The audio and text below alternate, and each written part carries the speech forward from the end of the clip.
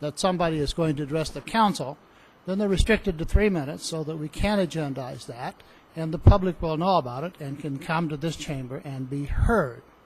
So my apologies for those individuals who have been told untruthfully that we restrict speakers to 3 minutes on these agendized items. We do not, we have not, we will not. We give individuals adequate time to make their points.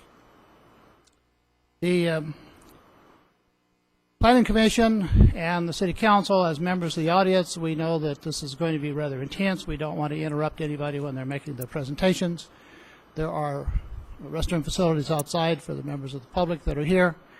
Planning and Council may get up and leave rather than bring the meeting to a halt. We want to stop and start over again. So if somebody needs to get a drink or use our facilities, please do so. But we are going to try to continue. We have found if we take a break and stop, when we start again, we're kind of lost. So we'd like to keep this continuum going as best we can. We request your cooperation in doing that. The first item on our agenda is written communications, discussion, and possible direction of the following items: crime and density. And Doug Robertson, are you going to give the presentation on this? Actually, no, our police chief is going to give the presentation, but I do not see him. I didn't see him. I wondered about that. We normally meet at 6 o'clock. Did he get the word that this is a 5 o'clock meeting? I will step out and double check on that. You may want to skip to item number 2 at this point, just to keep the meeting moving along. I'll step out and check on him. Thank you, City Manager Robertson. Now, item number 2, design guidelines and lot sizes. And who's going to give that presentation? You come forward, give your name, your position with the staff, and proceed.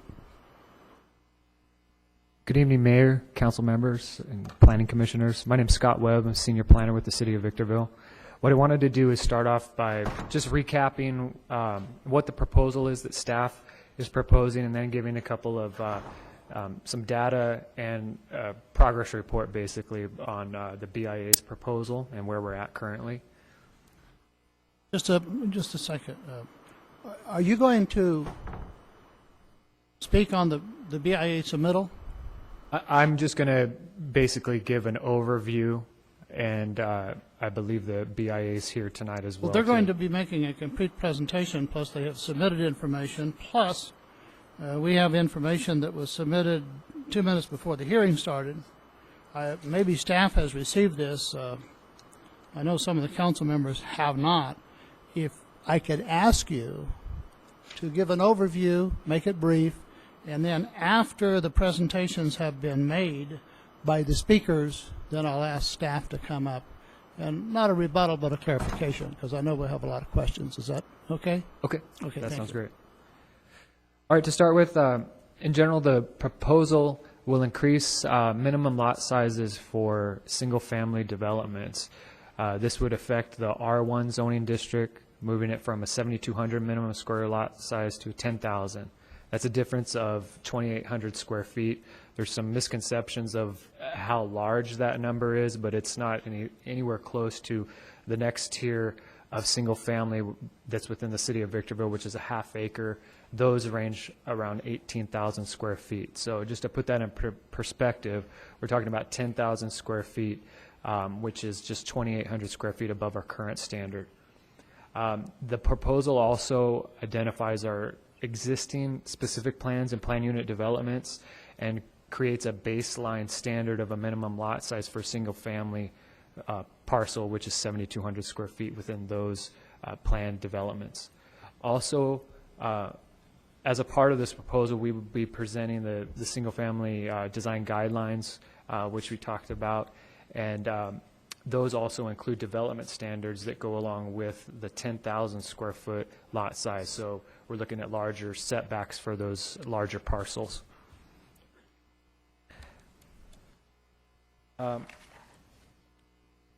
There's been some requests. Believe that we stated in our prior meeting that there is a wide range of lot sizes that other communities enjoy. And what we did is we took a survey. This is of 35 cities. Is this presenting on your screen in front of you? Yes. Okay. Yes, sorry. what we did is the X's on this spreadsheet indicate a city that has established a minimum lot size zone. So starting with Victorville and the high desert cities at the top, you can see Victorville, we have a 7,200 square foot zone, and that's industry standard. So you could see as it goes down the spreadsheet that a lot of the cities enjoy that size lot size. And then for Victorville and the other high desert cities, there's actually nothing, excluding Barstow, there's actually nothing in between a 7,200 square foot zone and the half acre. So also you can see in this chart that it actually draws a line down the 10,000 square foot lot sizes when we took this survey of other cities. So it is a fairly common size for a lot and a variety that staff is proposing.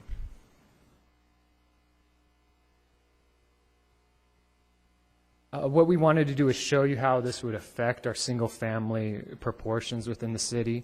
And currently, our 7,200 or R1 district takes up 59% of our land value or land allocation. And what the 10,000 square foot minimum lot size would affect is it would reduce that basically in half.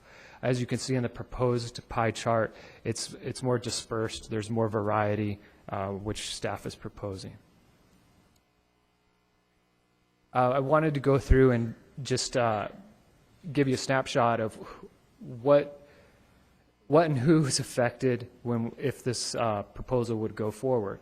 As we increase to a 10,000 square foot lot size, there's certain parcels that legally we can't affect. And so what I want to do is go through who's affected and who's not affected. Our vacant R1 land that does not have tentative map approval, which accounts for 4.4 square miles. That's part of this proposal currently. Also, vacant R1 land that has tentative map approvals. So those tentative map approvals are split into two separate filings of maps.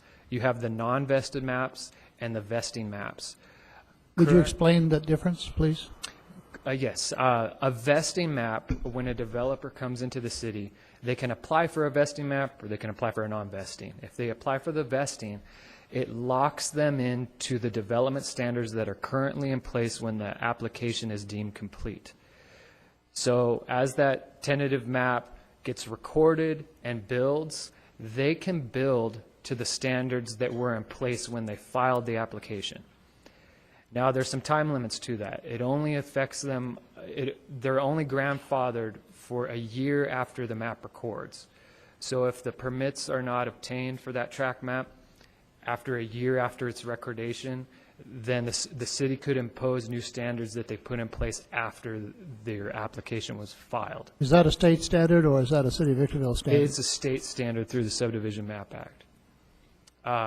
So currently the vesting maps, we have roughly about 4,000 of those lots currently, and they have the right to record, and they have the right to build under the current standards when they filed the application, up to a year. The non-vesting maps, these make up the majority of them. There's roughly about 10,000 of those that are active currently. Those also have the right to record. And if they choose to record their map, though, they would be subject to the new R1 10,000 standards, so they'd have to build to the wider setbacks.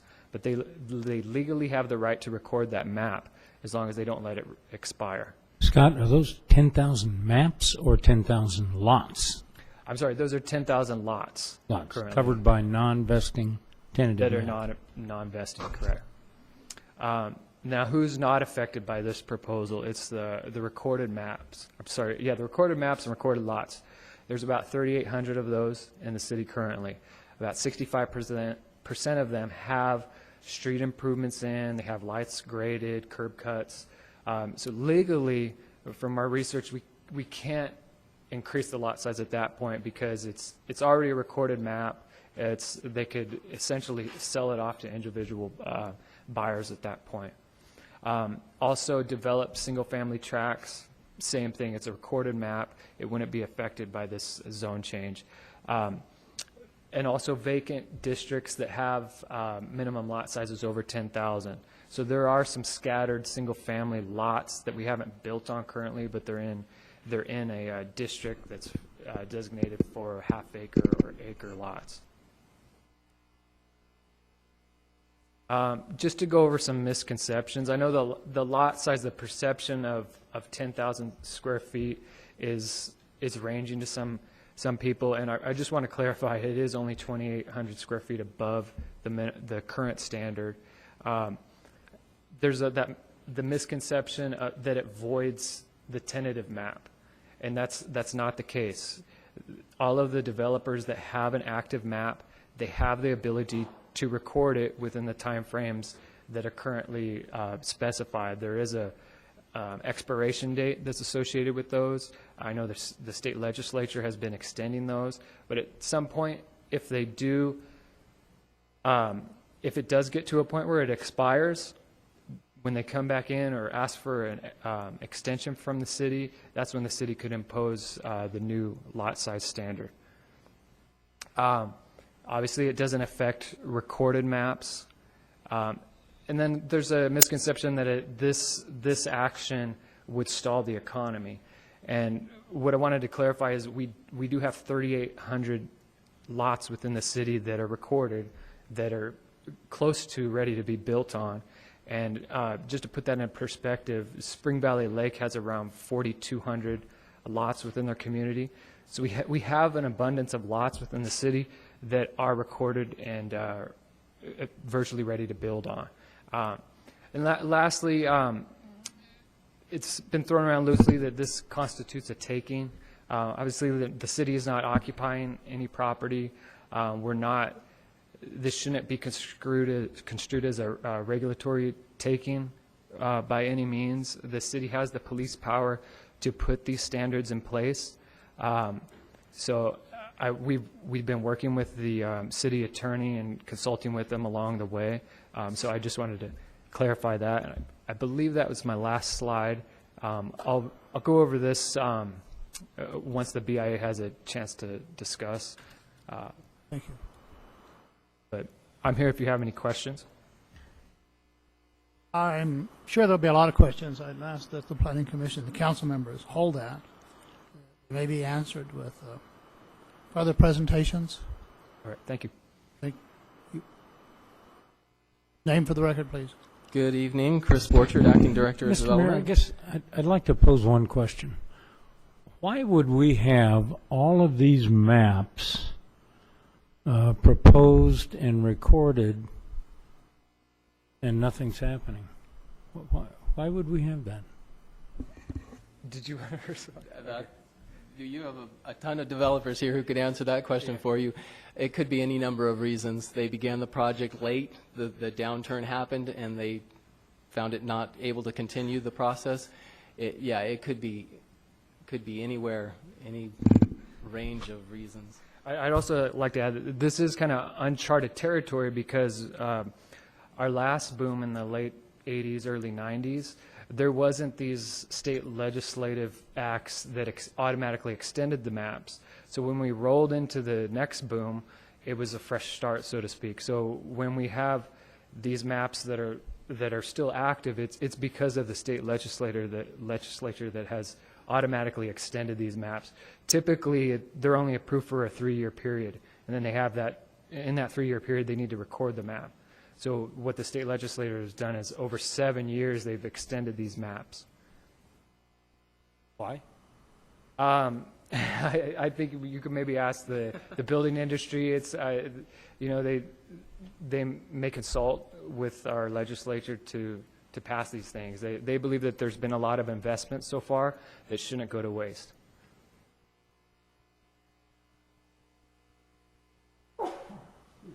Bless you. Do we have any other questions? Go ahead, Chris.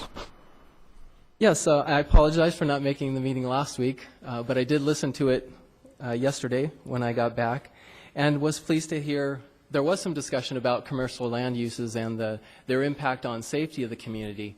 I'd like to expand on that a little bit with commercial land use restrictions and some of the other things that you might want to consider in terms of providing for higher value residential. while it doesn't impact the home itself, what you need to think about is when somebody's looking to move to the city in the future, what is, and I've heard the mayor say, what is the image of the city? What are we projecting to potential residents who might want to live here?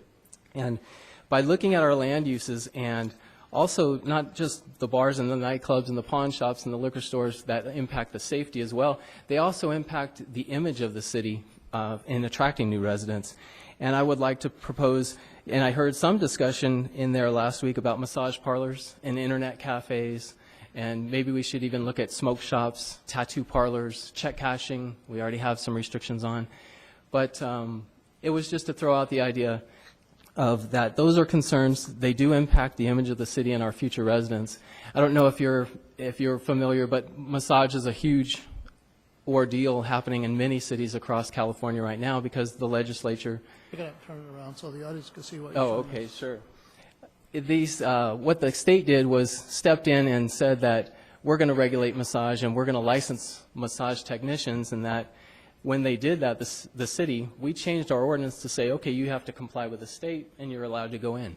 Well, what we're finding is that they give just about licenses to anybody, and these are no more than fronts for prostitution and sexual services that are being provided in these things. So we would like to come forward to you in the future with discussions and possible moratoriums on these type of uses and prohibitions, just outlawing them outright in the zoning code and the land use table in order to better help the city and the image that we project in the future. Moving on to the next slide. Actually, there was discussion, I may need Scott to come up and help, but you had some discussion about alcohol last time and with the findings of public convenience or necessity. That discussion was done and the map was revised to show you this. This has broken it down by gas stations, over 10,000 square foot alcohol retailers, and then also those under are the ones with the crosshairs in them. So it gives you a better idea of where those locations were at. I believe that was requested at the last meeting. So that information is on that map. It does show a lot of you see the number on the left is 32 locations are the highest of just liquor stores. So the under 10,000, the strip mall, the individual small liquor store user. So that is provided for you there. It talks about our existing ordinances that we conditional use permits are required for bars and nightclubs right now in commercial zones. On-sale restaurants are permitted. They can go in with a business license. And then off-sale retailers, if they're within 300 feet of a residence, they do require a conditional use permit then. If you don't have any other questions on that, I can move on to would be the proactive residential code enforcement, which is Chris, item let me number stop 4. you. Let me stop you, Chris. Oh, We're actually going to take them one by one. Oh, okay. So and just stop? hold off at this point. Okay. Let's finish with the residential, the lot size and code change options for item number 2. Then we'll go back to item number 1. The police chief's here. Sorry. Then we'll get to 3, 4, and 5. I'm sorry. That's okay. You missed last week. That's kind of how we set it up. Worked pretty well, so that if somebody wanted to comment on an item specific, they could pull it out. So. Now, there will be more explanation probably from Chris Borchard and Scott, but any questions from planning commissioners or council of them? I see not. Chief, before we get to you, I have on item number 2, I have 3 cards individuals have requested to speak. First one, Joanne Allman. Did you want to speak on item number 2, design guidelines on lot sizes?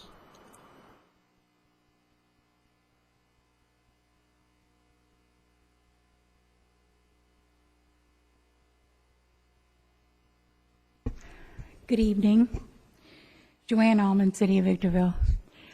Many years ago, I started the Golden Triangle Ad Hoc Committee and fought for 4.5 years with my own money, my husband and my money, to become part of the City of Victorville.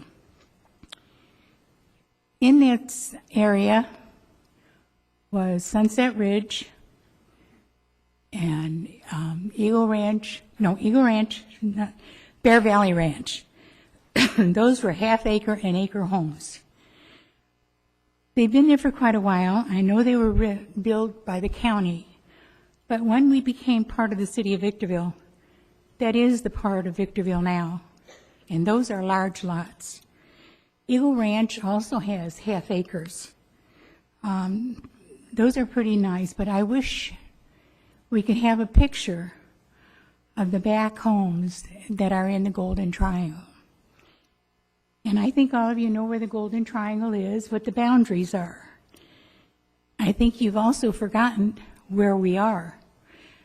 This was kind of on the back burner, and try and give incentives to businesses to fill in the empty big boxes and fix some of our streets. Bear Valley is one big pothole. So I think the size of our homes, my husband and I live in I even forgot where we live, in a 7,200 square foot lot. We had a 150-pound dog and raised a granddaughter, and everybody there was happy. We do have 2.5 acres on Bear Valley Road that's commercial. We lived behind there on 2.5 acres, and it was awful hard for us to keep neat and clean. I have relatives that live in Apple Valley. They have a big lot.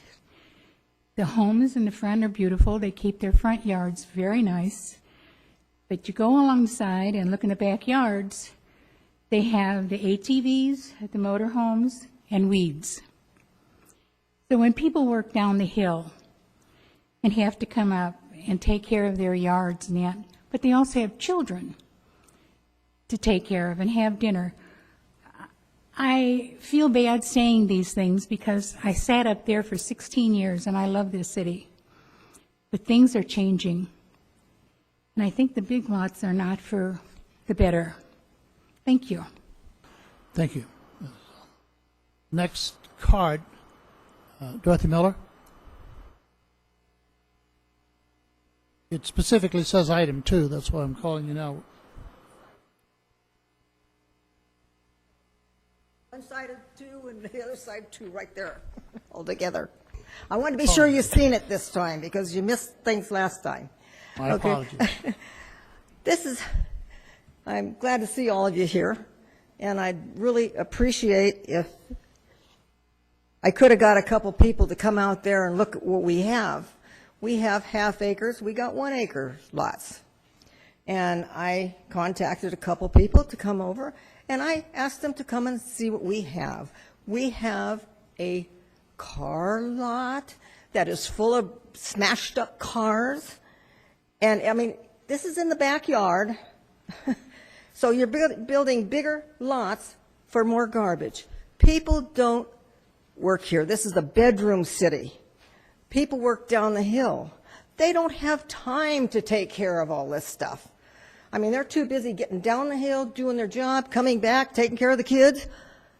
What time do you have? You don't. And this is one of the major things that we have here in this city.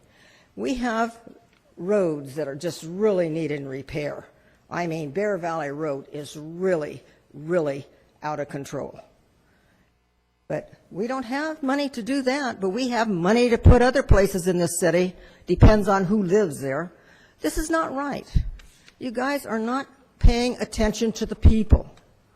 It's really beginning to eat me up to no end. I do not appreciate what's going on. Changing lot sizes to make bigger messes for us. And code enforcement can't do everything because we don't have enough people anymore. We have gotten rid of all of our help. We cut way back. And nobody's doing nothing. And it's sad. It's really sad. We have been here in the city for quite some time.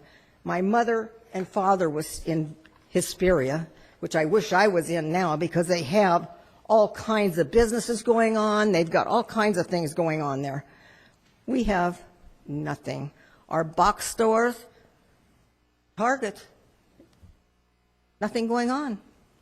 Something is definitely wrong. We need to get the city going in the right direction. Thank you. Thank you. The other card that I have, Carlos Rodriguez, but before I call on you, Doug Robertson, I understand that there had been 3 presentations requested, or maybe 2. Are those to be made under item number 2? I don't see where this is on the agenda for those items other than public comments, but it's not public comments because my understanding was that this had specifically called for individuals to talk. So based upon that card on item number 2, was it the intent of staff that they would then speak for Yes, the presentation? yes. I talked with Mr. Dr. Rodriguez. John Husing then would also come under item number 2? Yes. Okay. Those are going to be lengthy. So before I proceed with those, we cut the police chief was a little late. We'll go back to number 1, a report from our police chief, Sam Lucia, and then we'll go back and start that process. So Dr. Husing and Carlos Rodriguez will be right back to you. Sam, if you could come up, please.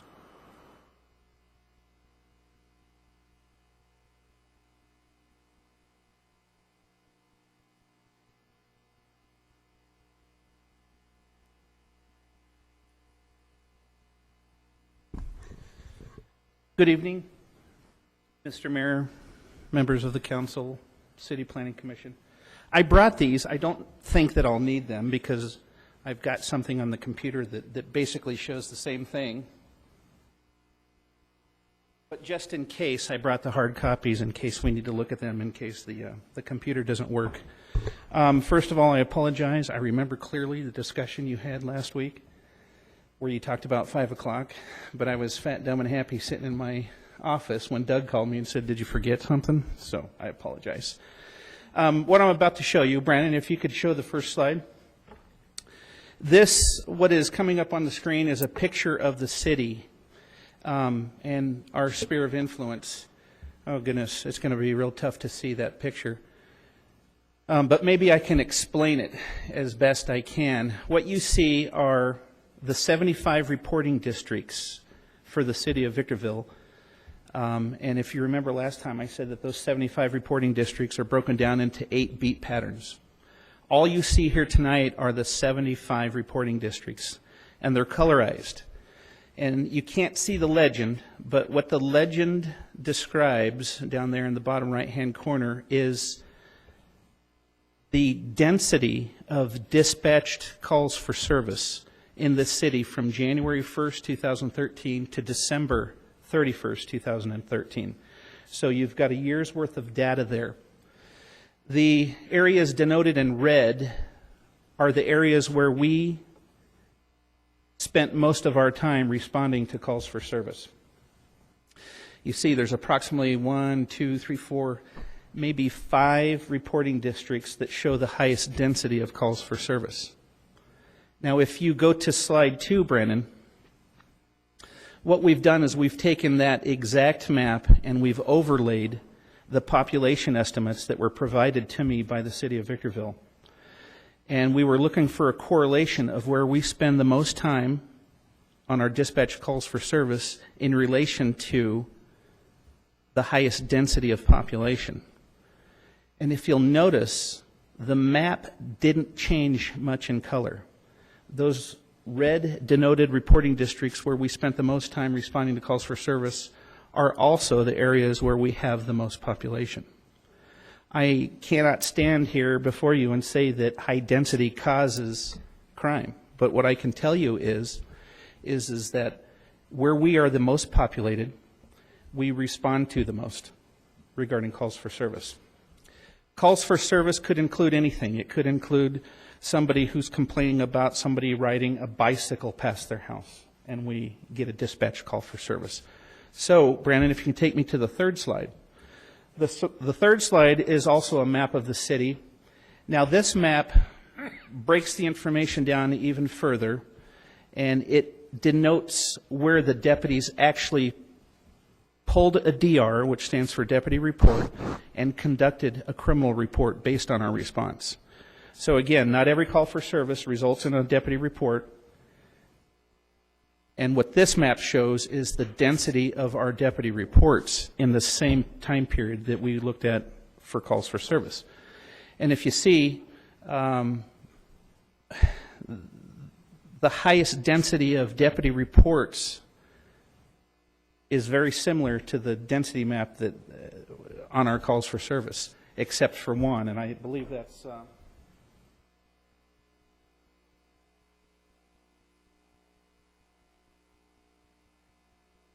the only change we saw was in VC 68, the reporting district at the bottom left-hand side. That went from red to orange. So even though we responded to a good number of calls in that reporting district, we didn't necessarily take that many reports in that reporting district. Does that make sense to everybody? If you go to the last slide, Brandon. The last slide, or slide number 4,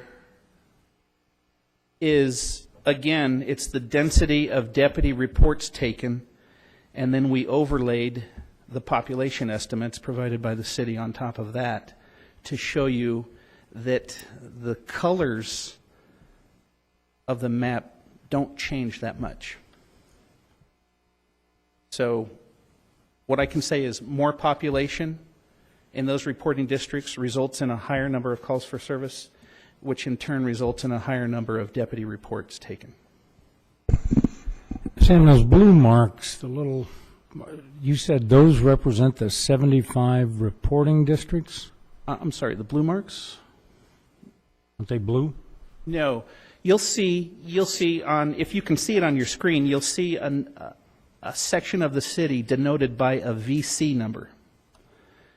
And that VC number is numbered on that map. You'll find number 1 through number 75. And those are the reporting districts for the city. Now, those areas of space are not equal. For example, VC 13 is the Mall of Victor Valley.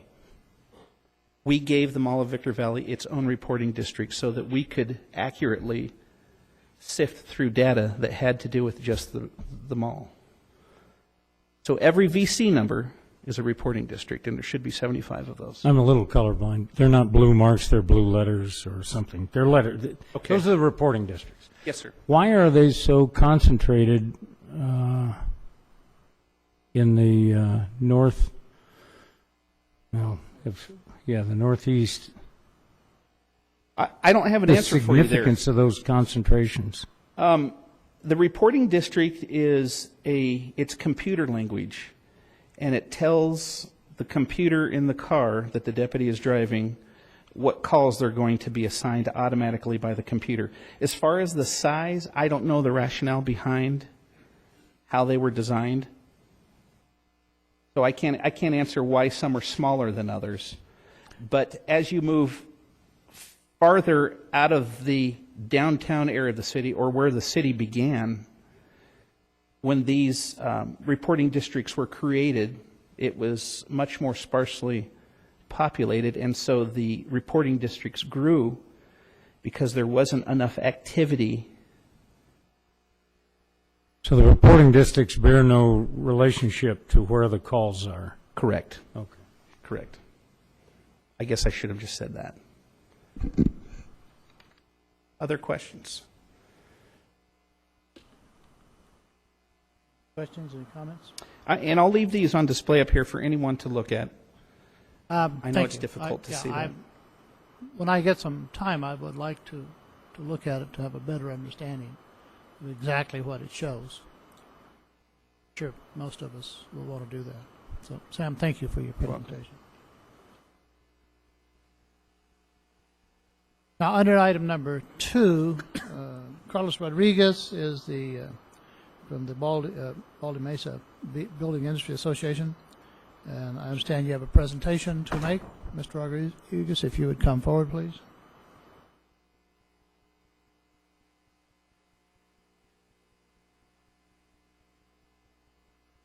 Thank you, Mr. Mayor, members of the City Council, members of the Planning Commission. Really appreciate scheduling this workshop. I want to thank you for allowing us the opportunity to address you all this evening. Really, our goal has been twofold. We understand that there's significant challenges, as highlighted in your January strategy session, and you've laid out some ambitious goals. We want to be a part of that solution. We understand the challenges facing the city of Victorville, and what we wanted to do is bring information and bring solutions and alternatives to the table to work with you to help meet the goals that you've set out before you. So during my last remarks, I had mentioned that we needed to look at this, so we urged the council and the planning commission to look at this holistically so that an informed decision can be made. And so one of the topics that really had not been addressed, it wasn't addressed in the staff presentation, at least not yet. It was highlighted as a misconception regarding the economic implications of the proposal, the downzoning proposal. Now, I'm not an economist, but I think we all know a renowned economist. We've all probably seen Dr. John Husing in numerous settings. He recently addressed probably over 400 attendees at the Inland Empire Economic Partnership conference, and I understand there's been some recent discussions among high desert leadership with Dr. Husing, which is encouraging because it demonstrates that there is clearly the concern about what the cities in the Victor Valley and the high desert need to do to get the economy going. So we commissioned Dr. Husing to answer a question, and that is, what are the economic implications of the downzoning proposal? And so while it says that is a misconception, we wanted to clarify that so that there is no doubt and there would be an opportunity. We really are thankful, very thankful, that we can have this dialogue and the opportunity for you on the City Council and the Planning Commission to be able to have a back and forth discussion with Dr. Husing, so that, again, whatever the ultimate decision is made by the City Council, we want to make sure that it's eyes wide open, and the economic implications are very clear. Secondly, we have been from the very get-go adamant about we do not need to change 10,000 square foot, go to 10,000 square foot lots to address the concerns, whether they be crime, which I would be interested in knowing regarding the presentation that was just prepared, what the per capita statistics would play out relative to the total population in Victorville relative to other cities. So what would be the crime rate per capita? I think just highlighting that increased population would be more calls. I don't think that anyone is really surprised by that variable, but I think if we had a closer look on the per capita, and we do have some information to share in the near future on that front, but not tonight. Also, income levels as a variable of crime, education levels as a variable of crime, age, unemployment levels. Those are all variables that also should be looked at and examined closely when and not simply looking at lot size and immediately jumping to the conclusion that it's going to increase crime. So from a solution standpoint, I want to thank Doug Robertson, Chris Borchert, Scott Webb for meeting with us for over an hour. We had I thought, a productive discussion to talk about our design standards that we submitted to you on April 15th. We wanted to, again, provide alternatives to say, we can raise the bar. We want better aesthetics. We can do that. We're up for the challenge as an industry to do that. But there's one thing that I need to say emphatically. This presentation that we're going to have tonight about the design standards we're proposing shouldn't be the final destination. In my last comments, Mr. Mayor and council members and planning commission urged you all to consider a coordinated tour of communities so that you can see the recommendations that we have in living color. That's something that the city of Hesperia recently did, not coordinating with BIA, but they went out and had a public hearing and noticed it and spent 4 hours touring communities down the hill. We would urge whatever decision is made ultimately not be made without that important step. So with that, we want to kick off our presentations. Do appreciate the time again. First up is from our design standards recommendation submitted to you respectfully on the 15th. We have two of my colleagues, Adam Collier with Lewis Operating Companies and Kevin Canning with KB Home. I don't think you would find a better representation of excellence in our industry. And so to have that level of expertise before you this evening, I think is a great opportunity, and I appreciate the time. So with that, I'm going to turn it over to Mr. Collier and Mr. Canning. Thank you.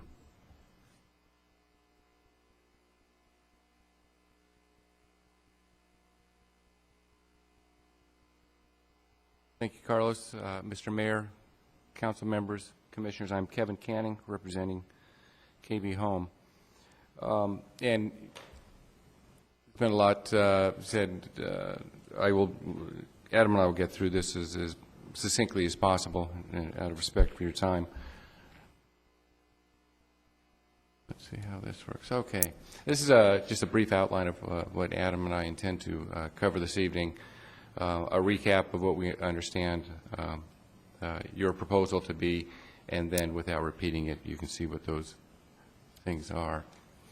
Scott Webb has already covered an overview of the proposal. This is our synopsis, our understanding of it, to increase the minimum lot size across the entire R1 zoning district, to amend undeveloped plan unit development and specific plans to also respect this new minimum lot size. But also, and more importantly, to amend the development standards so a 7,200 square foot lot that exists today, or could exist today, that I'll discuss in a second, would be subject to new development standards that are inappropriate for a lot of that size. And then finally, to adopt design guidelines. This is the key that we've looked at for the design guidelines and the BIA response. It is our belief that there is nothing inherently better about a 10,000 square foot lot to address the issues that we've heard the city is concerned about, and that comprehensive design guidelines and creative solutions are much more appropriate to address these problems, and we would like to focus on that. To do a blanket increase of minimum lot sizes when you have a substantial inventory of 7,200 square foot lots creates a lot of implementation challenges. You will have inconsistent development within existing neighborhoods, plan unit development and specific plans that rely on a mixture of lot sizes, uses, amenities. The economics could be significantly impacted and negatively impacted. The proposed guidelines, as were proposed by staff, contain standards, and we would like to suggest that there should be more flexibility and more goal-oriented statements that allow a two-way street between a proposed developer and staff, council members, commissioners, to achieve the ultimate goal that you desire. And we see nothing in the proposed development standards that address many of the issues you've identified. It merely makes bigger lots, creates bigger spaces. We suggest that enhancing a street scene, public interaction, making more attractive neighborhoods is a better way to go, and we can do that, and we'd like to help you get there. This is an example. Scott had mentioned that there's roughly 10,000 lots out there now that are 7,200 minimum square foot lots on approved tentative maps.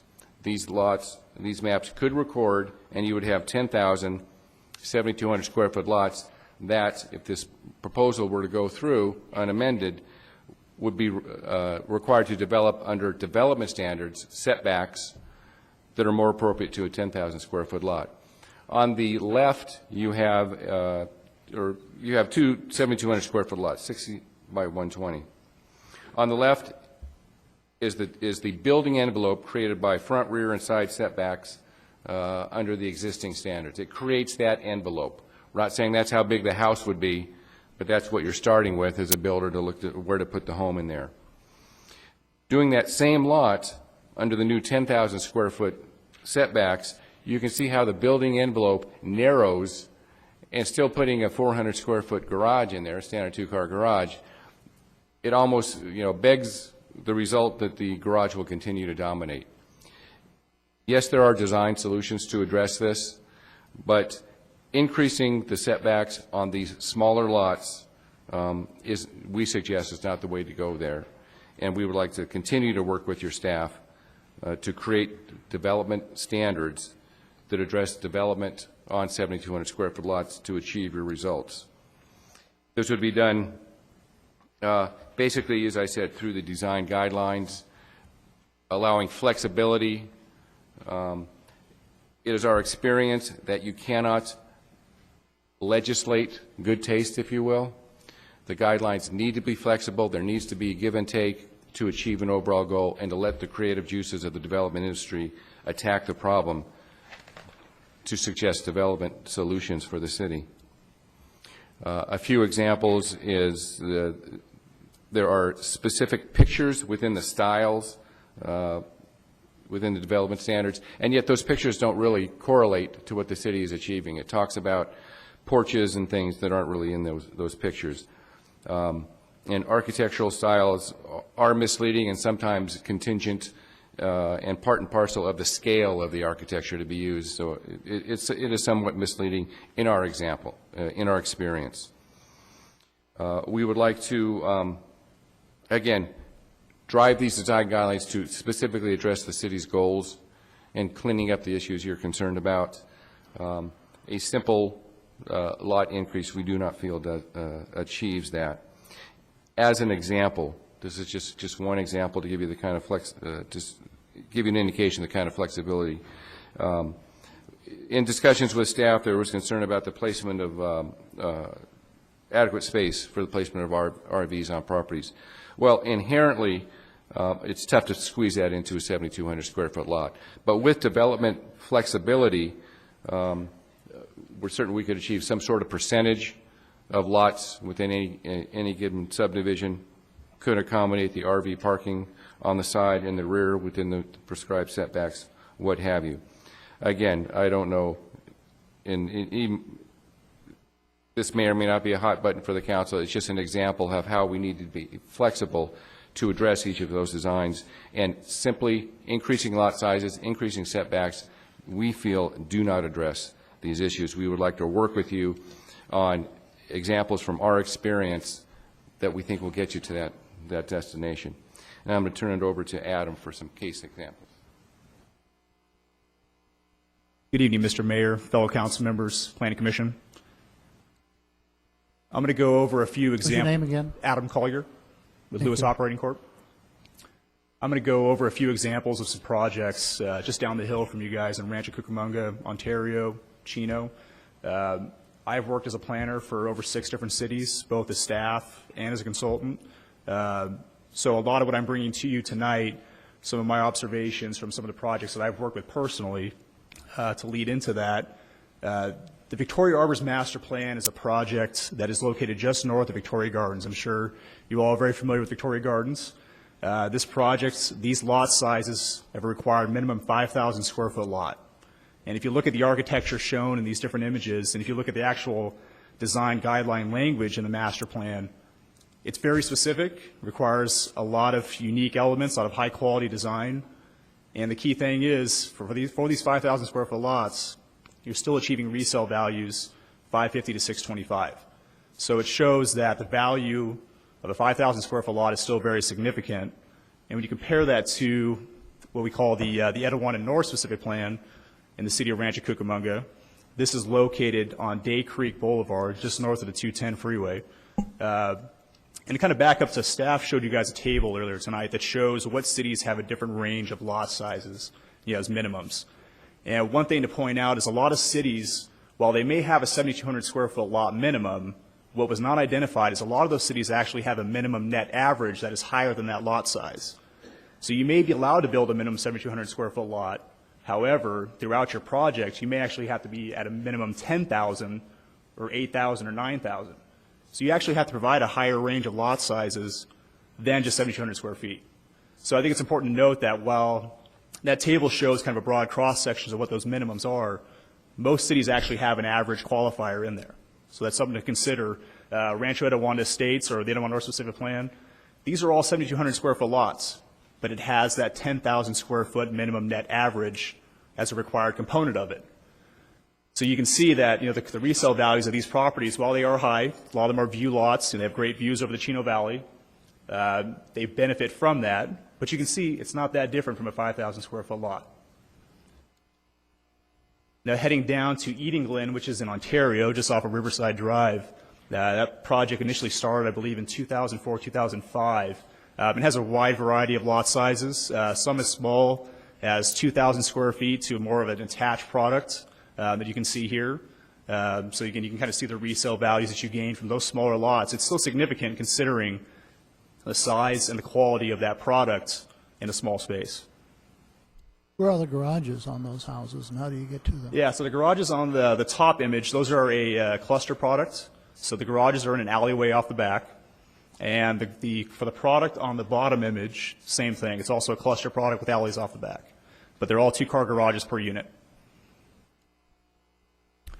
And then heading down to the preserve, which is our Lewis specific plan down in Chino, we have a wide variety of lot sizes there as well that range from 6,000 to 5,000 to even smaller cluster products. And as you can see from these images, the top picture is an example of some of our cluster products that take access off a private alley off the back. And the product below is actually a 5,000 square foot minimum lot in the preserve as well. And you can see the resale values. This is in Chino. Mind you, they don't have the view benefits that, Rancho Cucamonga does. But you can see the resale values are extremely high for those small lots. So I think off the face, to assume that a higher lot will automatically gain a higher value is somewhat false. We're kind of leading into an example of a project that Lewis has worked on here in the city of Victorville. This is our Parkview specific plan. This depicts our land use plan that was approved with our specific plan. It has a range of lot sizes from 5,000 to 6,000, as well as a cluster product. As you can go into, these are actual images from the design guidelines that were adopted in our specific plan. As you can tell, there's a high degree of designed elements that are required for each product as far as garage elements, setbacks, separation from units, garages being located further away from the street.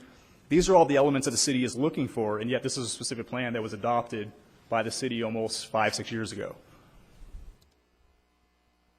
From my experience of working as a consultant and as a planner for a lot of cities, I had a chance to kind of review your general plan and look at some of the elements that, as the city started to pick up growth again, what are some of the things you are looking for to make this community more livable, more aesthetically beneficial to those living here? It starts with the general plan. And I had a chance to look at your circulation element. And while it's a great start for this community, if you look at what a lot of cities are doing with their circulation elements, is it's actually become a mobility plan. It's not just how do we move vehicular traffic around the city. Rancho Cucamonga recently adopted a new general plan, and that circulation element was adopted as a mobility element. It addresses pedestrians, addresses bicycles, addresses vehicles. How do we get people to move about the city other than just traffic? And I think, that's a lot of the concerns about this that staff and some of the council members have aired is there's a lot of traffic issues. How can we address some of these issues by trying to encourage, more pedestrian, more bicycle traffic? Another thing to look and consider, does the city have a park and recreation master plan? I looked online, the city has a master plan that identifies parks that they currently have, but what is the city looking at long term? Are they looking at the specific plans that have been approved? What are the funding mechanisms for future park areas to serve this community? And then finally, does the city have a trails master plan? Is the city looking at how do we get people to get out, move around the community? If it is a bedroom community, if people are driving on the weekends, you want to get them out. How do you get them out? Where do they go? Do they have to get in their car and drive 30 miles to go to the park? And that's one of the elements of a trails master plan is how do we get people out of their cars and moving about their community?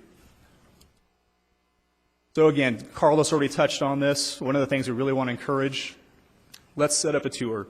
I've done this with other staff, other cities before as well. There's some great products we can all look at just down the hill at Rancho, Fontana, Ontario, Chino that I've already touched on. I think it'd be very beneficial for everyone to see what does a 5,000 square foot lot look like? What does a 7,200 square foot lot look like? I live in a 10,000 square foot lot in Upland. And then I compare the differences between all those different lot sizes. And it's very interesting to kind of see what are the benefits of either one. And that's something I think all of you all need to be kind of informed on what those look like today. And then finally, I just encourage staff to continue to meet with us to go over our development standards. And I think it might be beneficial as this economy in the high desert is starting to pick up, that the BIA and other developers kind of join up with the city staff to meet quarterly to kind of talk about what challenges you guys are having as the market's picking up. And finally, the BIA and the builders, we want to bring quality development to the city. It's important to us because obviously we need quality projects, we need jobs, you need jobs. There are too many benefits that we cannot overlook on this. And we personally believe that legislating minimum lot sizes will not solve nor address the social challenges that this city faces. And we think that our proposal will bring a high-quality project to the city. Thank you. If you have any questions, we're here to answer them. Thank you. Planning commissioners or city council members, do you have any questions at this time? There are no questions at this time. Dr. Husing, are you going to give your presentation now? Okay.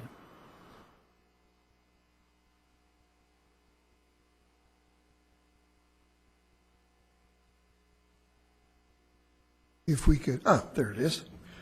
Mr. Mayor, members of the council, members of the Planning Commission, my name is Dr. John Husing.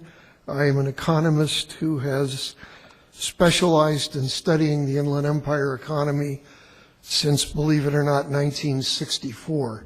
So I now have half a century of watching how this area grows up.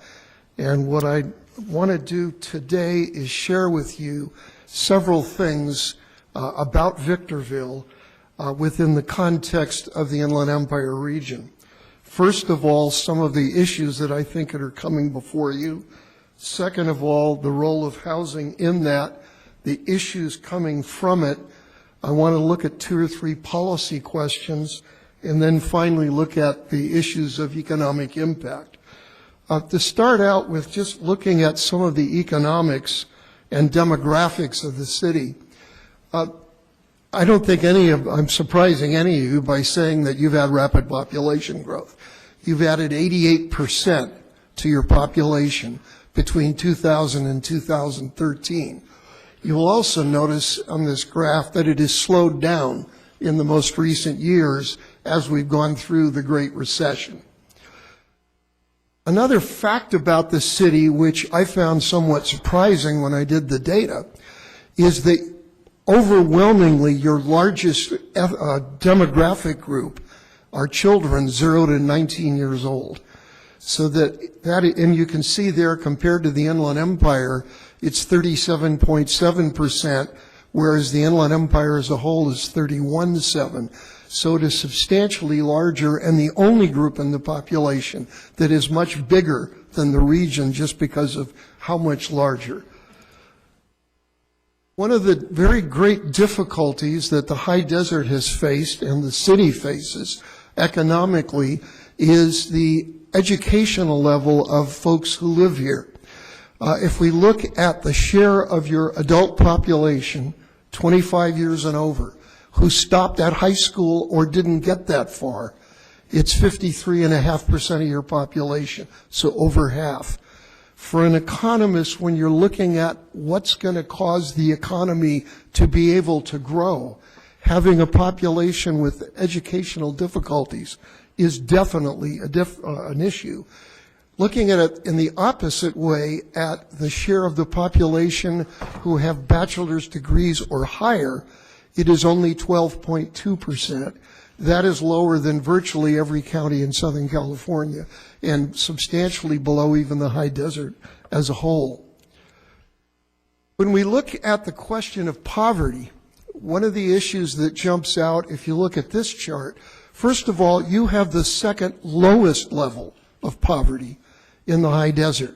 26.7% of adults are living below the poverty thresholds. When we look at children, it is 36%.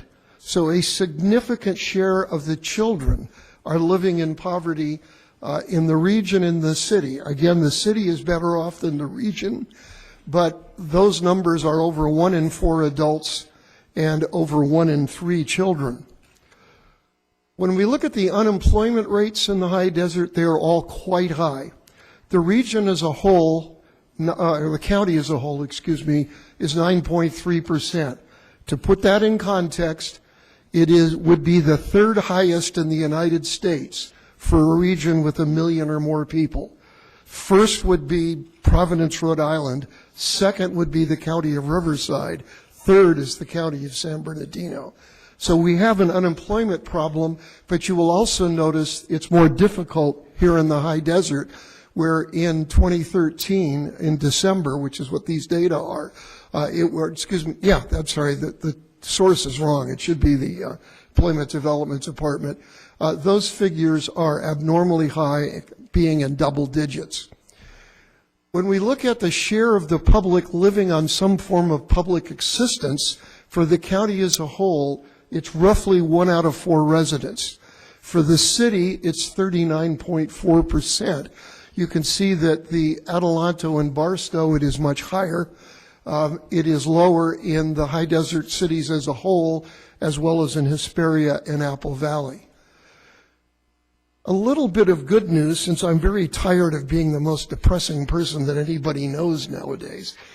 If you look at what's happening to employment in the city, you will notice that it bottomed at 24,185 jobs in the city in 2010. It moved up a little bit in 2011, basically paused in 2012, accelerated in 2013. The 2014 number is my forecast of 30,000. And what this is based on is the forecast that the region as a whole is going to average an increase of 40,000. So about 3,000 of those coming into the city. This would be appropriate for what we see going forward. There was a huge increase in the region's employment last year of 46,833 jobs. This year it looks like we're going to add another 40,000, with you're jumping up to 30,000, would put you pretty much back at 07, which was the peak. So it looks like we're getting there. Already in 2013, the payroll released by the companies in the city matched the high in 07. So the payroll has come back completely. Average pay per job within the city, 36,483 in 2013 was in fact a record. So that there are some very great difficulties. There is some good signs now coming out of the economy. When we look at retail sales, all of the cities of the Inland Empire took a tremendous hit with the Great Recession, with retail sales dropping dramatically on a total basis and on a per capita basis. You can see that since 2009, it has been coming back, and it's now back at $1 billion, I believe it's $671 million in 2013. So it is growing back fairly strongly last year. When we look at assessed valuation, we have data through 2013. It had barely moved from the low. However, there's been a substantial increase in residential prices in the city, and that should show up in the 2014 data, which comes in on July 1st. I have forecasted a 6.1% increase for the county. I do that work for them for their budget. And if that comes about, I would anticipate you'll move up to $7 billion next year. Now, the question that we're sitting here today, looking at, is more about housing, but housing and the numbers we just looked at are not unrelated. So what is the housing data doing? First of all, existing home sales actually hit their record in 2009. Unfortunately, that was largely driven by foreclosures. And so 2009 and 10 and 11, we had a heavy foreclosure influence. That has started to work its way out of the numbers. Part of the reason for the low number in 2013 was frankly lack of supply as much as lack of demand. When we look at price, what we have seen is a major move. The bottom was in 2009. at about 115,000. The current number is that in first quarter of this year, so 2014, was 164,000. It is up 43% from the low. Good news if you're worried about your housing value. Bad news if you're worried about your property taxes, I guess. Looking at the new home market is essentially dormant. Why? Basically because demand really starts out geographically. Starts in the coastal counties, moves inland, and then as it moves inland, it spreads throughout the region. It has not yet really come in for the new home market here in the high desert as yet. New home prices from their low are up 26.9%. This is largely driven by costs. This is not so much driven by demand, but by just the fact materials are more expensive. Now, there are issues that have come to the high desert as a consequence of the housing market. Looking first of all at the question of foreclosures, specifically at Victorville. 23,011 single-family homes, 8,127 were foreclosed on between 07 and 2012. So just under 40% of the houses in the city were foreclosed upon. That is a gigantic hit for any community to take. On the bottom half of this, what you're looking at is absentee-owned homes. You see the number of homes in each community, you see the absentee-owned, and you see the shares.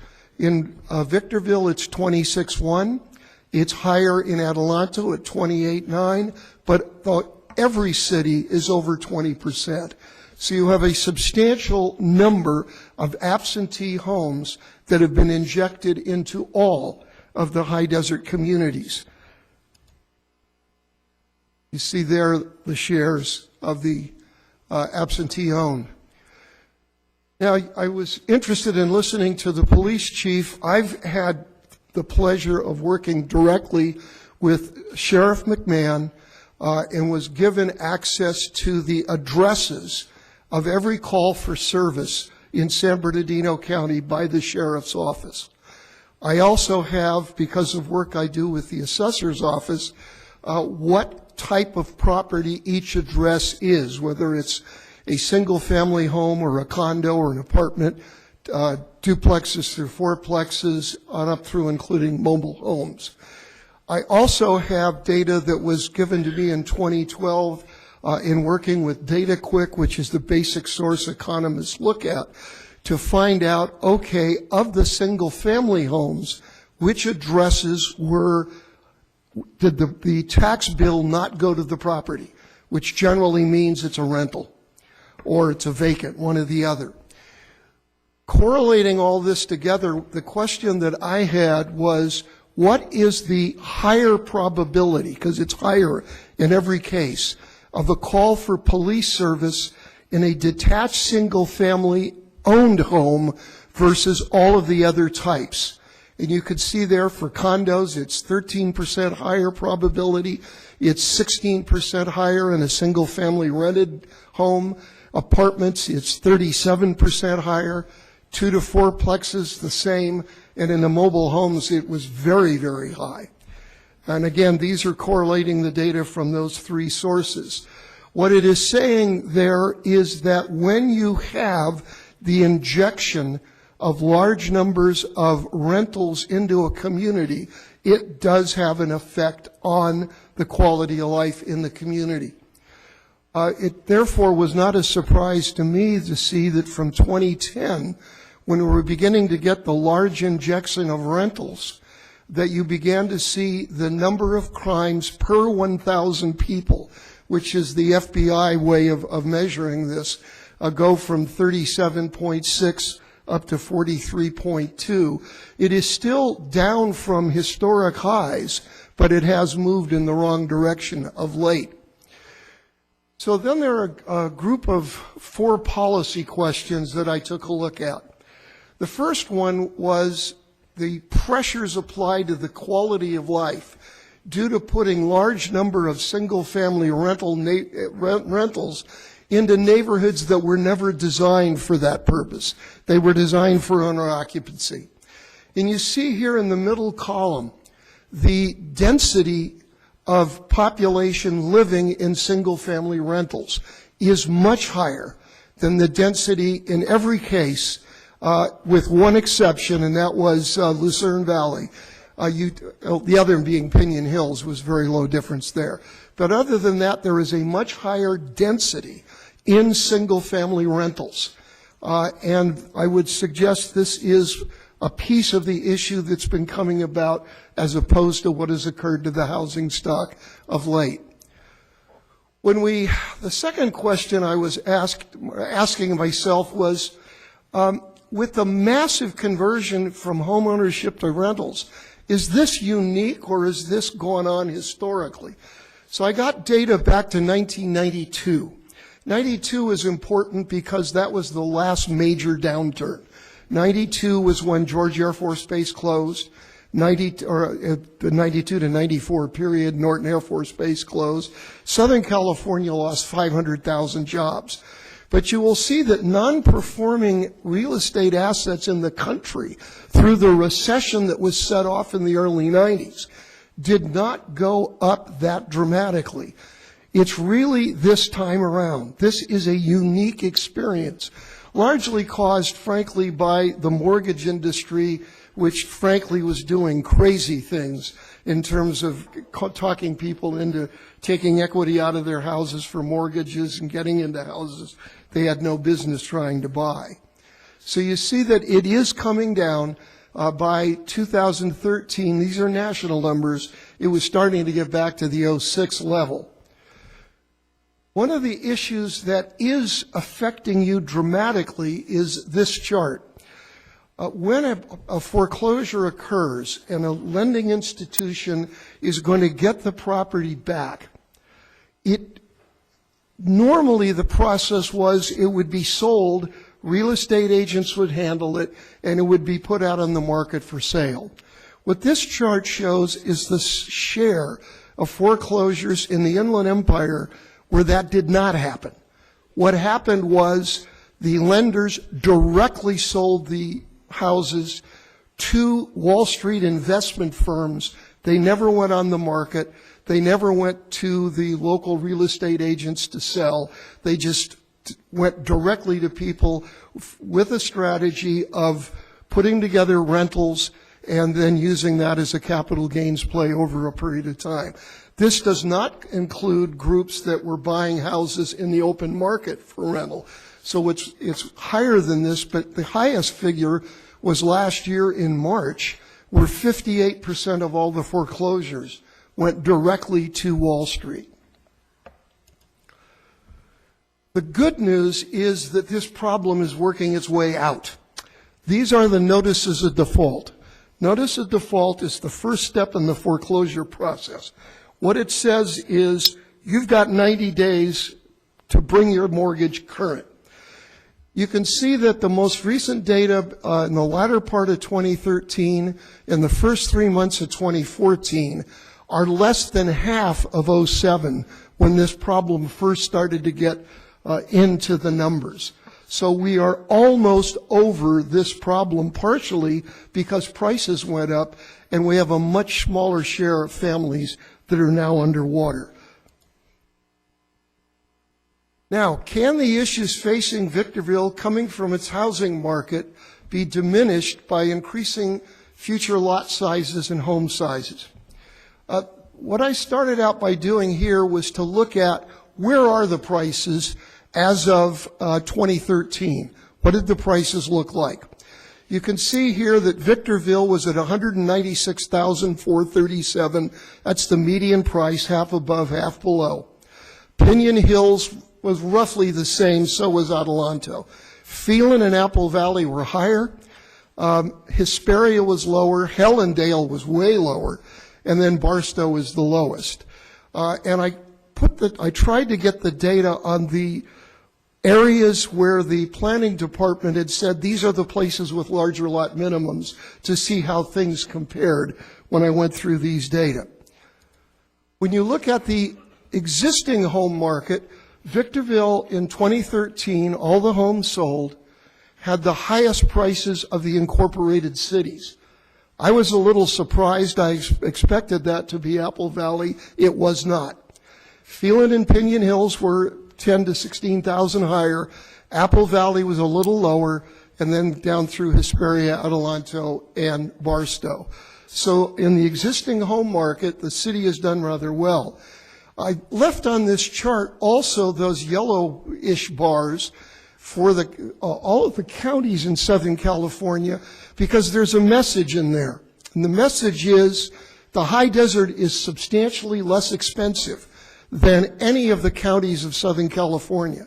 That is what tended to drive people here, and it is why they will be driven here again as the economy recovers. It is a fact of life that this is the way the markets have worked. I went through this before, but important here are the green bars. What I was looking at is the areas with larger lot sizes. What do we see in terms of density for rental occupied? And you will notice that Victorville's at 431, but you see in every case, even with the larger lot sizes, substantially higher rental occupied density than you get in the owner occupied products. And this is a recurring theme that you see as you go through the region. I then looked at the question of lot sizes, assessed valuation, and average homes.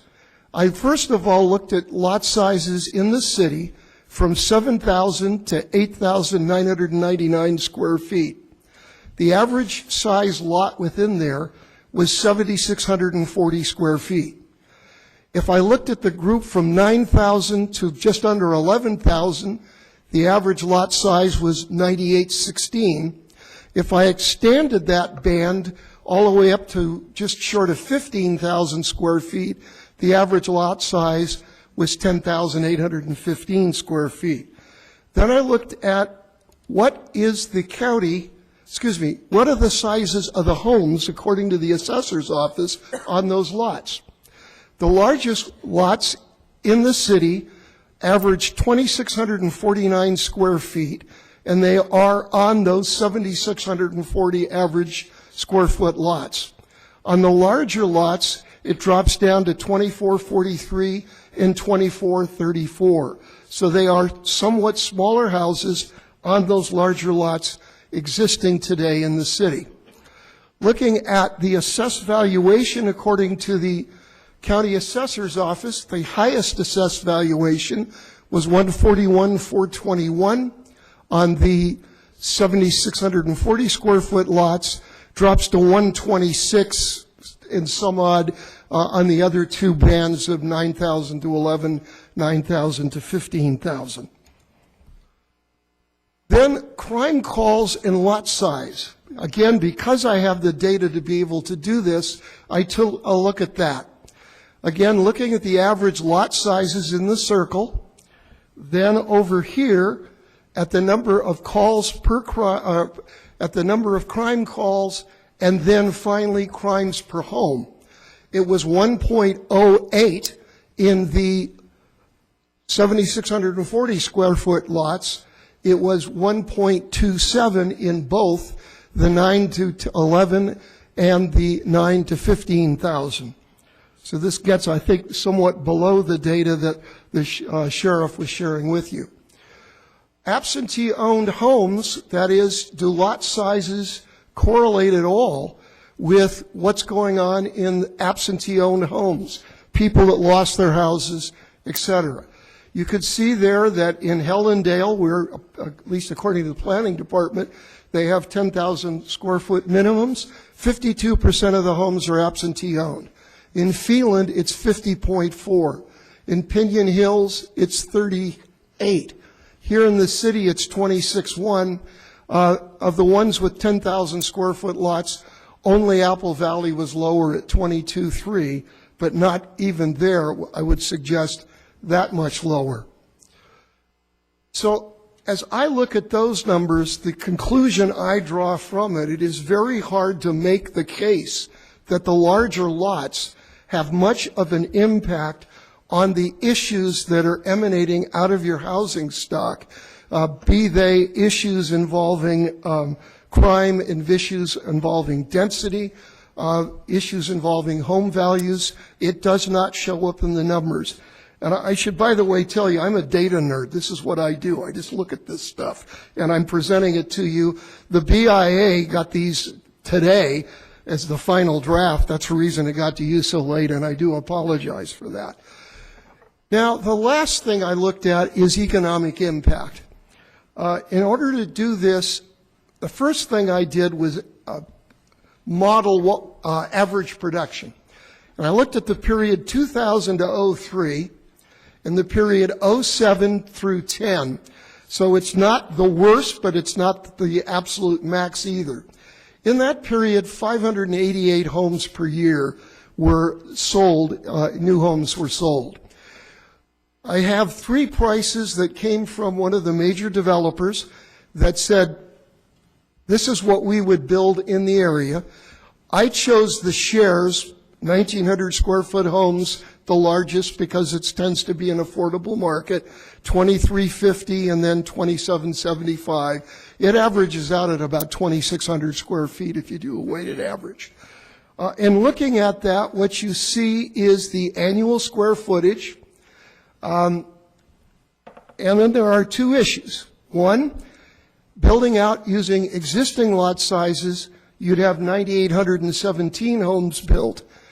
Building out with the increased lot sizes, you would have 6,577. So my challenge was to look at what is the economic impact of that difference. In order to do that, one of the things I did was I modeled a 15-house tract. What would it take to build it? It would take 28 workers. They average $35,000 each, so the total labor cost is $980,000. The square footage in those homes would be 375. So the cost per square foot from labor would be $29.36 a square foot. I also looked at items that would be definitely bought in the high desert, like concrete, and $8.99 would be spent per square foot in the high desert on items that would be purchased here. And then other sorts of things that would be bought locally at $250. In addition to that, I assumed local real estate agents would charge a 6% commission. Over time, I included inflation at 0, so I did not increase either the costs or the prices of the houses so that everything can be thought of in current prices. If you build out 9,817 homes, looking at each piece of that, you'd see a potential for a construction payroll impact. And I understand that, underscore that word potential, because I want to talk about the issue of where labor lives as I go along. But the potential is for $641 million impact on labor, $196 million of items bought in the high desert, construction materials, like I say, like concrete, and then another 54.6 for just miscellaneous items. The homes, if we sold them at the prices indicated, would sell for a total of $2.1 billion. 6% commissions to the local real estate community would be $134 million. Putting that together, what you get as an impact over through to build out would be directly 20,388 construction jobs, 9,315 secondary jobs. What that means is if I put money in the economy, that what pays people in the industry. As they spend in the economy, people at Walmart and Stater Brothers and what other also benefit, and that's the 9,315. So it would be 29,703 jobs over the period of time to build out, which would be 17 years at the 588 per year. Labor income, $1.39 billion would be paid. Value added is a technical term by economists. You've all hear gross domestic product. gross domestic product is the sum total of all goods made in the United States. Well, that's the equivalent figure.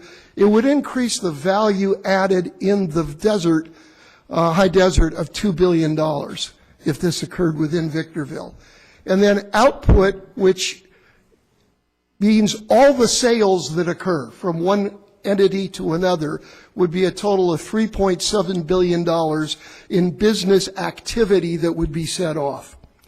That's at 9,817 homes. If we look at 6,577 homes, the potential construction payroll would drop to $430 million. The construction materials to $131, miscellaneous to $36. You'd have $1.4 billion in homes sold, so $89.7 million in real estate commissions. The impact on employment, you see there, 19,881 jobs created, labor income, 931 million, and then looking at the output figure at the left, essentially 2.7 billion. When we put those together and essentially subtract, we get the reduction in economic impact as a consequence of reduction in lot size. What it would be is altogether 9,821 full-time equivalent fewer jobs over the period of time, 460 million less in labor income, and in terms of sales between companies, $1.23 billion less sales between companies in the economy. The build-out, as I indicate, if I assume 588 sales a year, the smaller lot sizes the city would build out in 11 years plus a couple of months. It would be just under 17 years to the build-out at the 588 level if you left the lot sizes where they are. Essentially what you lose is 5 to 6 years worth of employment, payroll, and output over that period of time. Here is what it would be annually in each year. This is what you would see during the construction period. This is what you would lose during the years that you lost. 1,747 total jobs each year, 81.9 million in labor income, and 217.8 million in sales that would not occur within the economy in the out years that wouldn't occur, that would occur in either case for the first 11 years. Now, a key factor here, and one that you presented to me at the meeting we had just recently, Mayor Cox, is where does labor live? This is a very important issue because a good deal of the economic impact is where are the workers? Are the workers residents of the high desert, or are the workers coming from down the hill up here to work? One of the things that begins to answer the question is to ask the question, and I use school districts so I could get the full area data out of the census. The share of workers in the Inland Empire, the number of workers in the Inland Empire, altogether who worked in construction from 05 through 09, now that's peak years and falling off years, averaged 163,781. 13,832 of those employees, or those workers, were in the high desert. High desert, however, was responsible in that period of time for 13.9% of new home sales. So the share of people who identified themselves as working in the industry is less than the number of permits that were issued for the high desert, which probably tells you there are some folks coming up here to go to work. So the workforce challenge I would suggest to you, and this is a challenge I would suggest to those of you here as leaders for the industry and for the school districts, is this fact. The construction industry is coming back to the high desert. It's not here now. In this cycle, it will come back. The construction industry does not have all the workers it needs today. What's happened is because of the depression in construction, a lot of workers have either left the area or they are working in other kinds of jobs like logistics. So the sector is hurting for workers. You would like to see those construction jobs go to local residents, I have no doubt. So we need a program to make sure that as the industry starts up, that the workers are ready to go to work in it. I would suggest to you that this requires cooperation between the following players. Number one, local leaders to coordinate training and job fairs. Number two, the industry to detail the skills they need. Number three, the supplying of training, which would come, I would suggest, through the County Workforce Investment Board, your 9 to 12 grade schools, adult schools, the community college, private schools, regional occupational programs. I should indicate that I'm not giving you pie in the sky here. This is exactly what is going on in the medical care industry. It is exactly what's going on in manufacturing, and it's exactly what's going on in logistics down the hill as each of those sectors is gearing up for the recovery. The supplying of specialty instructors would probably have to come from the construction industry. And then you would have to have a commitment by the industry if the local people are here that the job fairs and stuff would cause that hiring to occur here. I would suggest this is something that you might want to be seriously considering, because getting the workforce here to be the ones performing is really crucial to those economic impacts. Another issue that jumped up, and there's just a couple more, is the question of aesthetics. I think it was just taken care of rather well. I am a great believer that the key is not lot sizes, it is architecture. What is the architecture? Contrast two campuses, the campus of UC Riverside and the campus of Cal State San Bernardino. UC Riverside they made massive buildings, and they really destroyed the whole feeling of being on that campus. Cal State San Bernardino has not made that mistake. This architecture can solve a host of issues. One of the things that I recall specifically on the crime question was driving around with the sheriff who runs the police operations in Moreno Valley. And he drove me through the community to show where architecture worked and where it didn't work in terms of causing difficulties in terms of crime for the sheriff's office in that particular city. So I would suggest that the industry in the city need to be looking at the best projects being built today with regards to architecture because of the importance, I believe, of aesthetics. Section 8 is another issue that has been raised. What happened with Section 8 vis-a-vis the community?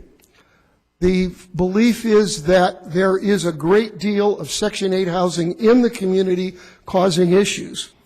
What I did was I got data from the San Bernardino County Housing Authority. Unfortunately, they don't break it down single family versus rental versus fourplex, duplex, whatever. Altogether, you have 912 units in the city that are Section 8.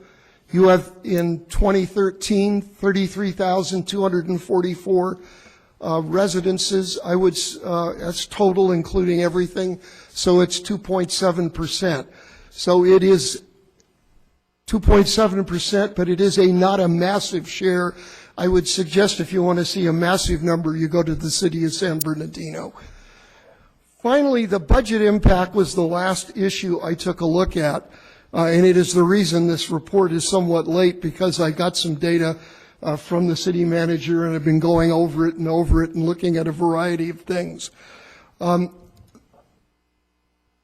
would suggest to you that to the extent that this is an issue for you, there is really only one way to handle it, and that is to hire a professional firm, and I do not do this, so I'm not looking for work, but a professional firm that looks at this issue. And there are some really good ones. I've just been working with one in the city of Coachella on a very large project there.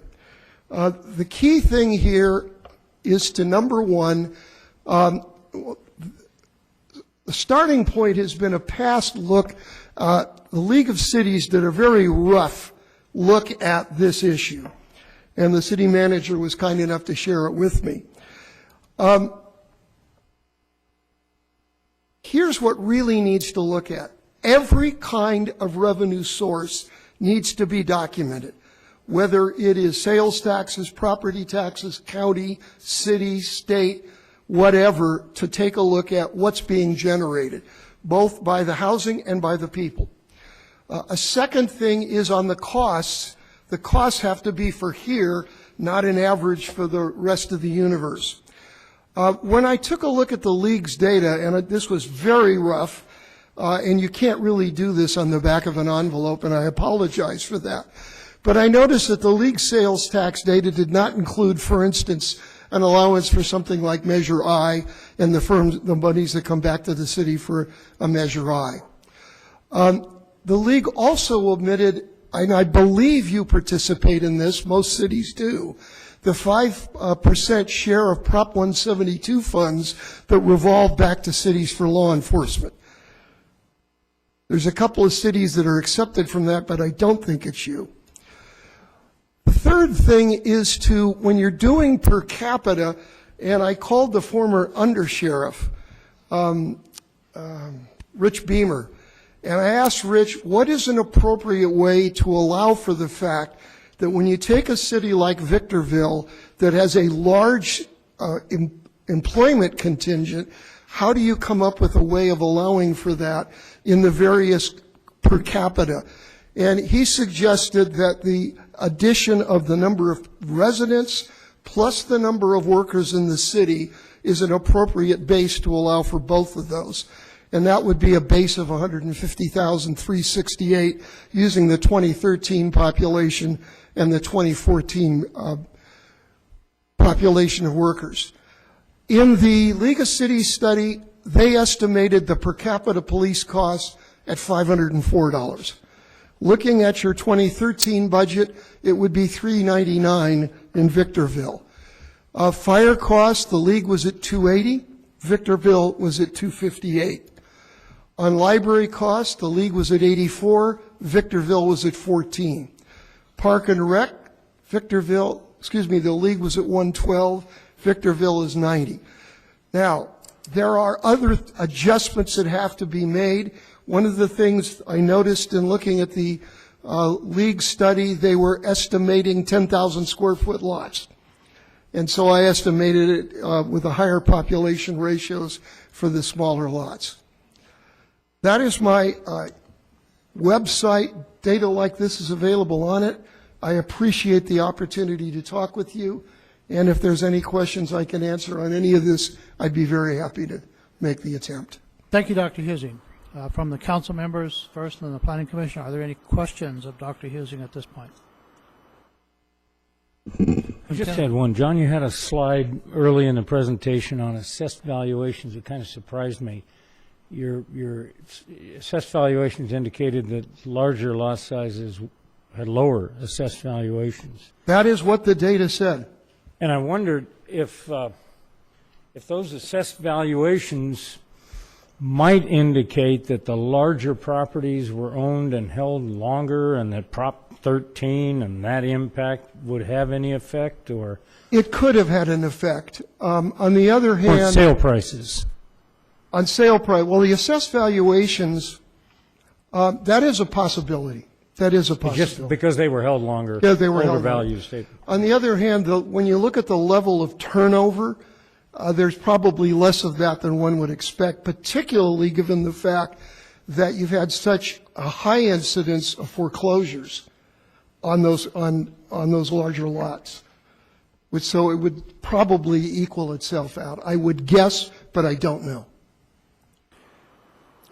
To add on to that, one of the questions that I had, if the larger lots did, because we have a large number of larger lots that the city incorporated from the county or annexed that do not have curbs, gutters, sidewalks, streetlights, fire hydrants, and drainage systems, and they're all large lots. I hope they weren't put into this mix, because that would really change the... All I looked at was the raw data. I couldn't tell you whether that was the case or not.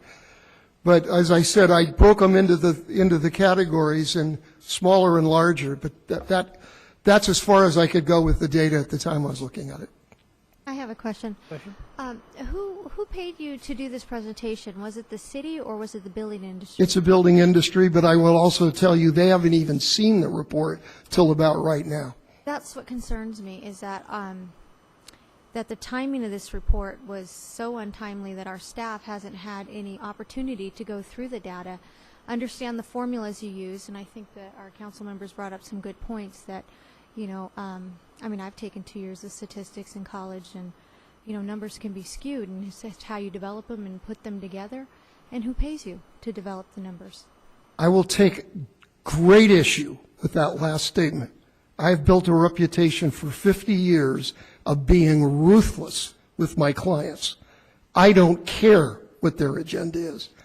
I wouldn't be standing here before you if that wasn't the case. I have to chime in on that. I think Dr.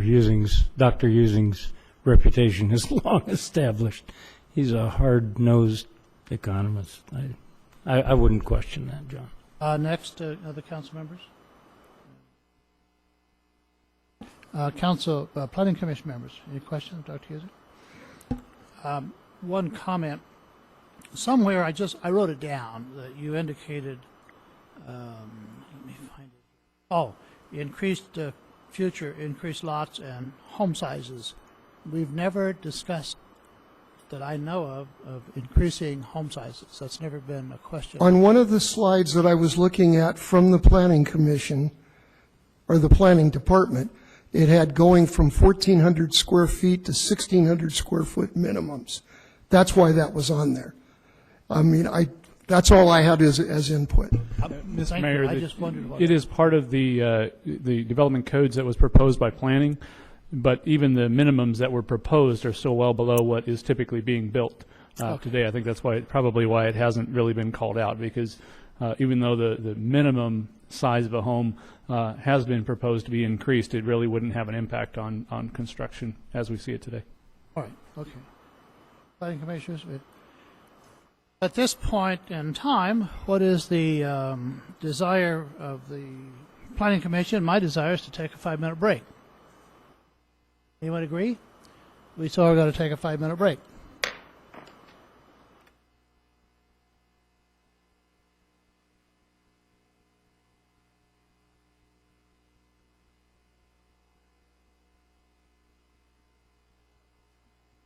He hates everybody. Amazing. I wouldn't worry. It's great information. I've seen him speak in a couple different events. I trust his data. I think the implication.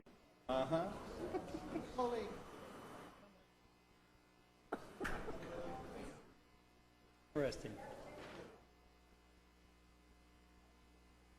Well, I don't know. They're not paying attention to it. Mm-hmm.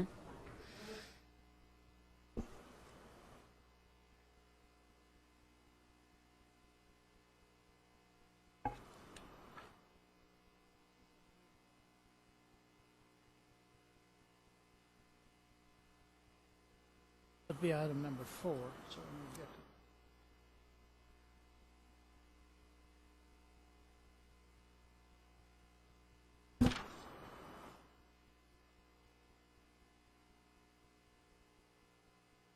I'm going to call the meeting back to order.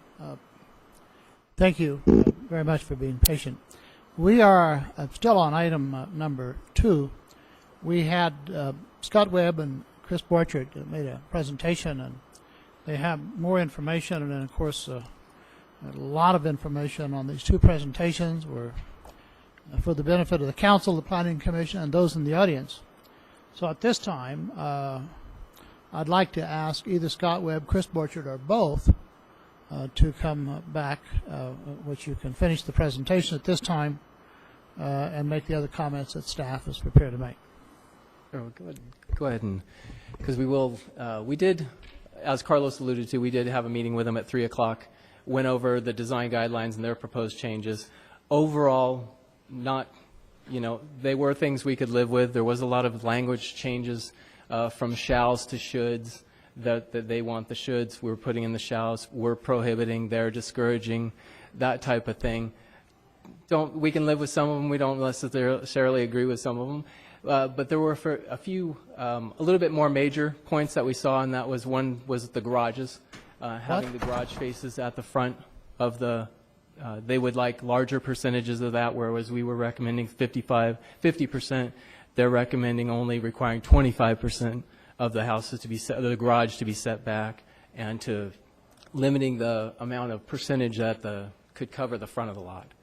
And again, though, I think it's important to point out too, though, that their proposal is based on 7200s, keeping 7200s and not even thinking about 10,000s at all. So, ours is still kind of thinking, no, we should go with 10,000s and the design guidelines. So there was a little bit of difference in opinion on that. Was there anything else that we needed to hit on? Yeah, we don't mind meeting again and going over, hashing those out before we come forward with a code amendment on design guidelines at all. That's not a problem at all. Staff, we appreciate you working with the Building Industry Association and anyone else who has a dog in this fight, or even if it's just an interest because they live in a neighborhood. You have a council and a planning commission that's extremely concerned about where we're going and what the city is going to look like. We have to be reasonable. We have to take into consideration where we're at, what we can reasonably do, and we're going to all work hard to do that. I've kind of driven through the different neighborhoods, and one of the things that I've noticed just stands out if you have a house that is different colors and then a white garage door. And there's a whole street that every garage door is just white, but the houses are different color. Within 2 blocks, there are the similar houses, and the garage doors are the same color as the houses. And I went back and looked at it twice, because the only question you can have is why. I mean, why would somebody do that? Such a simple change made all the difference in the world. I also noticed that we have some houses, especially if a truck parks in front of the garage door, it comes to the edge of the sidewalk. But in most instances, the property right-of-way is at least 10 foot or 12 foot behind the sidewalk, which means they can't even get a vehicle on their own property. It's sitting on the city right-of-way. And I'll meet with staff as to why some houses are allowed to have that very small front setback. It must be a 15-foot setback or less. It's actually 20 feet, but I think trucks in general have gotten larger, so yes, it does. And if you don't pull right up to the garage door, the bumper almost is in the sidewalk. You're right. I thought maybe it was because the right-of-way from the sidewalk was different, where the right-of-way may be directly butting the sidewalk. In other cases, it's 4 or 5 feet beyond the sidewalk. But I don't know that. But these are questions that I'm sure they're different. I looked at the mays and shalls and should, and we know that shoulds don't work. So I think we ought to settle that up front. Say all the things you world about the children should be good, and they're not going to be. So once we agree on the standards, I hope that we will agree not to argue about those things. Staff, do you have any items that you want to bring to the council right now? Otherwise, I'm going to go to the council for discussion. I don't know. That was a lot of information. It was hard to keep up. We were trying to think of one comment he had made when he's already on to the next one. So it was a lot of information to take in. For the presentation from Adam, again, pictures and products that are located down the hill. Victorville has plenty of 5,000 square foot lots in existence today that he could have looked at and taken pictures of and given you the home values of and things like that. So maybe that's something we can look at if you're interested. But And then for Dr. Husing's report, like I said, a lot of information, hard to keep up. But just had to questions, what is driving up those prices, investors or owners. He mentioned how many absentee owned we have. The crime numbers that he showed didn't appear to denote what single-family residents. They went to condos and then single-family rentals, but they didn't have how many single-family residential crimes were being reported or called. Home prices were higher in larger lot areas. I know at one slide they mentioned, but then on a second slide he showed you where Victorville was here, and then Pinion Hills and Phelan were there, higher in value than Victorville. So I wondered if that was because they have larger lots there. No.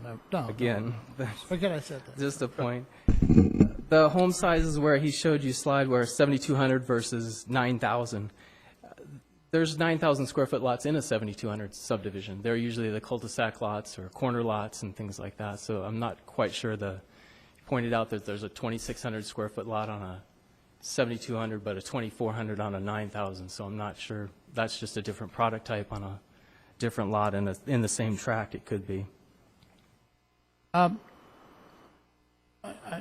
seldom speak for the council because they have ideas and feel strongly on their own, but we are trying to do the right thing for citizens of Victorville and for the future development, and try to make sure that we do not repeat mistakes that we have made in the past. And at one time, I can remember when the City Council decided, in working with a builder, that half-acre lots would be fine. The individual argued since they were half-acre, they shouldn't have curb gutters and sidewalks and streetlights, sewers. And after the garbage truck and the mailman got stuck and refused to serve, Victorville had to go back and assist in putting in curb gutters and sidewalk. Still half of that huge subdivision, which is almost a square mile, is without sewers. And there are many half-acre lots that if you drive down the street, you swear they're 4,000 square foot lots because the houses are together. And they have, 4/5 of that in the back where they're storing garbage. We can't allow that. We just cannot. You just can't. That's just a horrible, horrible area. I guess the people are happy with it, but I can't imagine why. They've got to be. So if we're going to have, whether it's a 7,200 square foot lot or 10,000 or 15 or whatever it is, I hope we agree that there are going to be some kind of standards so that you don't have a 7,200 square foot lot, but you have huge backyards that you can't get to or use. I don't think it's particularly the 7,200 square foot, that's the key.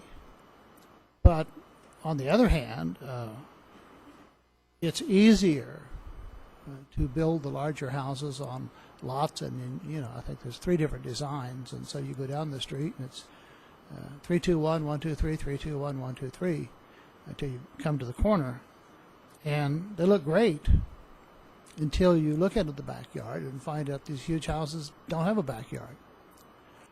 It's also interesting that right now I'm trying to get a broker and an agent to come here, and they don't want to. They're having difficulty selling some houses that don't have backyards. And they don't want to speak up about that. So we have a lot of work to do here. And staff, you have a lot of work because you're going to have to assist us in going through this and providing an analysis of the presentations were great by the speakers, but we need to get this down where we can understand it and rationalize it. There was a feeling that for some reason the city was mad at the BIA and was going to give them a hard time. I didn't hear that from city staff or planning commission staff, city council. That was generated outside of this building, and it doesn't exist. I just have to clear that up, because if someone wants to pick a fight, I'm always up for a fight. Always. But we're not starting it. That isn't our goal. We're not doing it. We're doing everything to avoid that. So, council members, it's time to speak. I'm just sitting here looking at this, Dr. Husing's very first slide on population. And if you look at 1997, the population of Victorville was right at 60,000. Today it's 120. In 17 years, the population has doubled. I'm assuming in the same 17 years, our housing stock has doubled. And if we've got 24,000 now, that means we had 12,000 17 years ago. In 17 years, we've added 12,000 homes to our housing stock. In his example, he was talking about he was projecting out 9,800 homes and the $4 billion of impact that was going to have on our local economy. In the last 17 years, we've added 12,000 homes, and the full economic impact of those homes has hit our economy, and we've all enjoyed the benefit of that. And the city of Victorville today is having a very difficult time serving those homes. We're losing ground. We are losing ground. That causes me some really serious concern about projecting and looking at all that economic benefit that we're likely to see, which I don't argue with. I don't debate that. But I'm deeply concerned about the problem we're having today serving the population we've got. We're cutting everything in sight so that we can keep police and fire and public safety at the top of our agenda. Streets suffer, parks suffer, just about everything we do suffers. So I think you can't just look at this long-term, or not even long-term, the short-term benefit of all that growth and development without looking at the long-term cost. Because if we continue and explode another 12,000 homes, I'm really worried about where we're going to be in 17 years. I think we have to look at that picture. I think one of the things we have to look at is the houses that are going to be available coming onto the market that currently are vacant or boarded up. On a complaint, an individual who knew me called me. I went out and looked at the house. It's sad shape. It's boarded up. And this lady said, you know, this is real simple. The banks are going to wait till the impound account is gone with a year, and then they're going to collect insurance on it, when in fact, if the city's code enforcement would cite the building, maintain it, and lien the property, they would get rid of it real fast. And boy, what a great idea, and I hope the council will endorse that. We have code enforcement. We have one or two cancers in a neighborhood. All we have to do is go in, give them the notice, post the property, put the lawn back in, or the rock garden, or whatever it is, maintain it, and annually lien the property. The first time the bank gets that bill, they're going to put it on the market. Bet you anything. I hope we pursue that, too. Too many houses are sitting there. Item That's number an 3 and eyesore. 4. Pardon? That's item number 3 and 4 on the agenda. Okay, sorry, I got ahead of you, but I think that we have a lot of ideas that we want to look at. So, okay, we're still on item 2. Other questions, comments, planning council?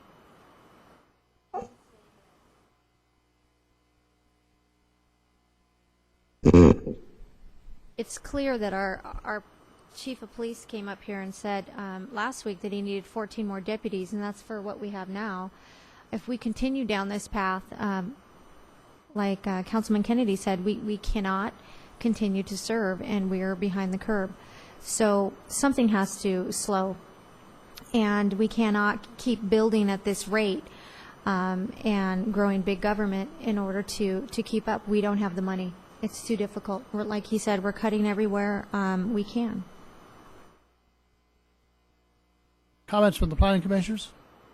Yeah, Mr. Mayor, and when it comes to the design guidelines and building standards, I've kind of felt all along, even before tonight's meeting when we first started talking about this, I'm not so sure about the exact lot size, but I am pretty sure still that the design guidelines, the look of the home, the quality of the neighborhood is what's going to make a big difference going forward. So once again, whether it be 7,200 square foot, a 10,000 square foot lot, I want to make sure that I have my arms around exactly what that means with the design standards from Chris and his staff. What kind of standards can we get if we end up, staying at a 7,200? Can we meet a lot of this stuff that Chris and the other experts have worked out? Can we meet those on those lots, or is it definitely going to take a larger lot with larger setbacks? That's my biggest concern, is the design standards, and that's what I personally want to be most focused on as we go forward and get to an end result on this. Comments from planning commissioners? Mr. Heber? Or did you say no? I'm sorry. Chairperson Porter? No. Okay, we're going to move then to item number 3, commercial land use restrictions. Staff? Yeah, Mr. Mayor, Chris kind of jumped the gun on that one. Unless you have questions for him regarding the other types of businesses that he mentioned, such as massage, such as internet cafes, those sorts of things. I think the direction we got last week was clear enough that you certainly want to look at regulations that would reduce that, because it does have an effect on the quality of life of the citizens of Victorville. So we can move ahead to item 4 and 5, I think, is our next presentation from staff, unless there's No questions. objections from council or planning commission. Item 4, I have a card before we have a comments on this from Dan Neckerman, who wants to speak on item 4. If you would come up, please, and address your comments to the council and planning commissioners. Good evening, Mayor, planning commissioners, and council members. My name is Dan Neckerman. I'm the president and CEO of the Housing Authority of the County of San Bernardino. I just want to again kind of introduce myself and let you know that I'll be available as you go through this. I think it's very commendable to try to take the bull by the horns and continue to make Victorville a better place to live. Just a little bit about housing authorities. There are about 35 of them in the United States. They primarily rely on federal funding, as do we.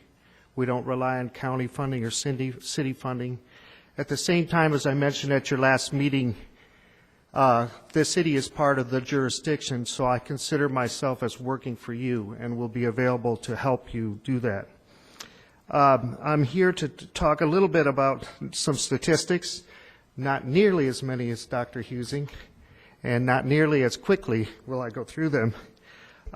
We do take our role very seriously at the Housing Authority of the County of San Bernardino. We happen to be, I mentioned there's 3,500 housing authorities. I especially like the part of Dr. Husing's presentation concerning jobs and economics. That is really our kind of relatively recent strategy as well. As an example, this term housing choice voucher is kind of HUD's modern term for Section 8. We're one of 3 or 4 out of those 35 in the country that have time limits for Section 8. You can only stay in our program a maximum of 5 years, and that would be non-seniors, non-disabled. We're also very, very strict about crime compared to other housing authorities. We go back for 10 years with background checks for every adult household member. Most agencies go back 2 or 3 years. That's really helped these programs have a much better record, if you will, no pun intended, over the last few years.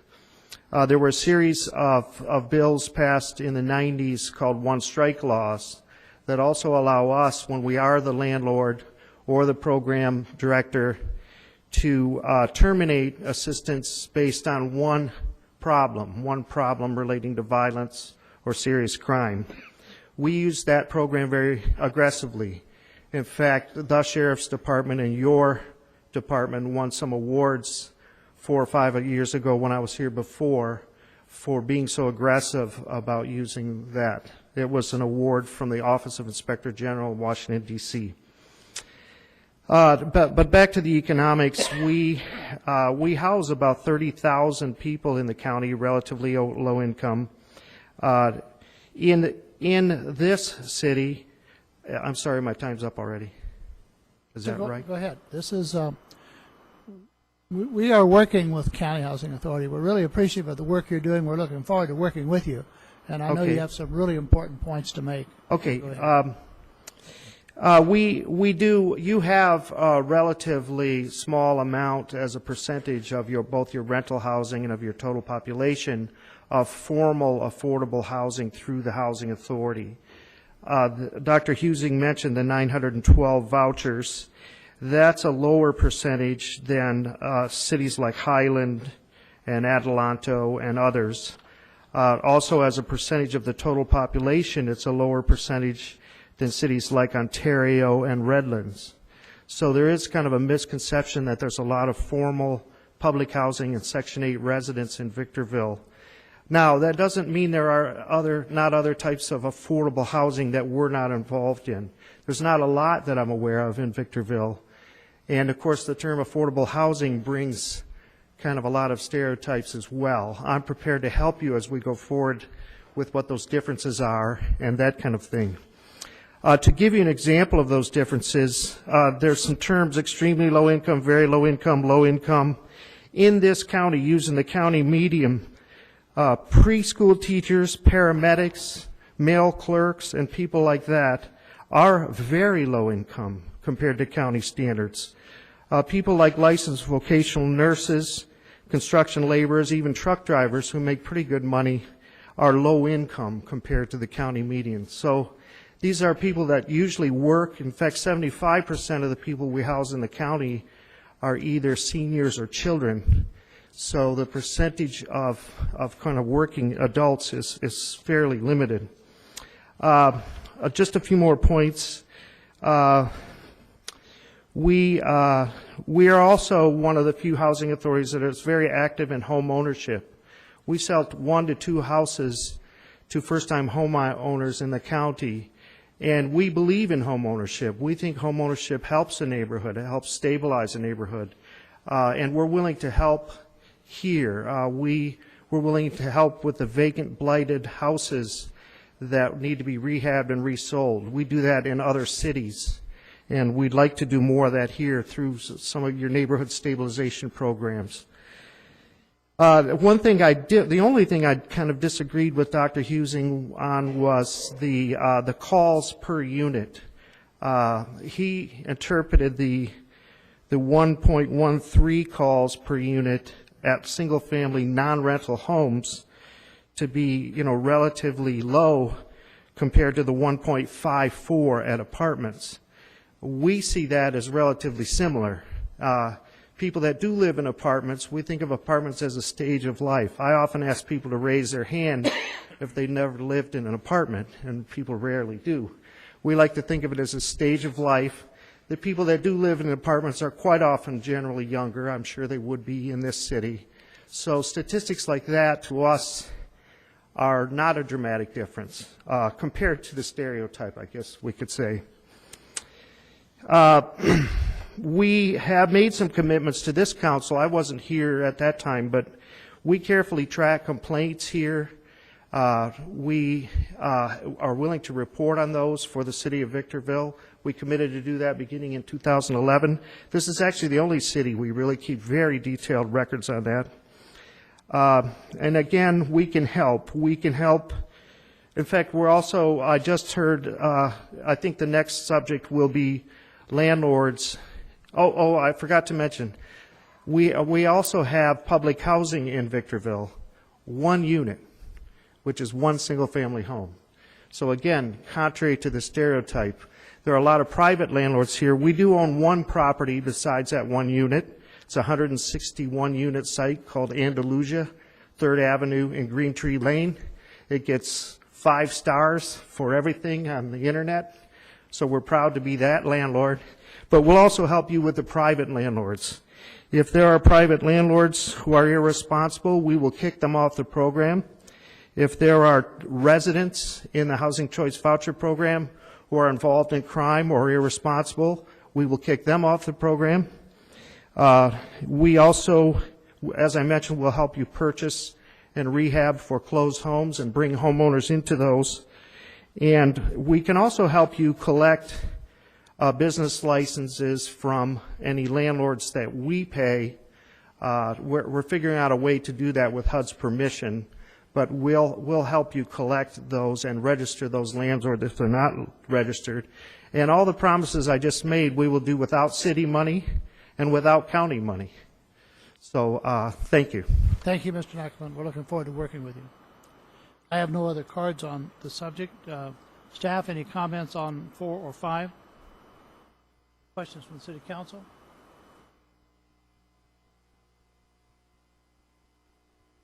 Yes, from listening last week, it sounded like on the proactive residential code enforcement, it's unanimous that you all want us to proceed forward, and George Durant and his code enforcement team to start doing that.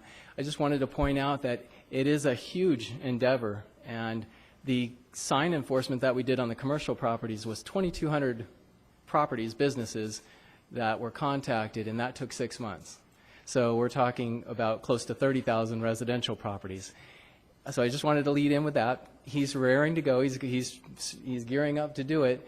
But we also wanted to talk about the next topic first, and that's the rental inspection program, in that we can, if a third or a quarter to a third of our housing, single-family housing, is rentals, we can do this program and pay the cost of 2 new code enforcement officers to actually do the enforcement. So George has more information on that. George Duran, go ahead. Chris. Oh, thanks. Good evening, Mr. Mayor, council members, Plan Commission.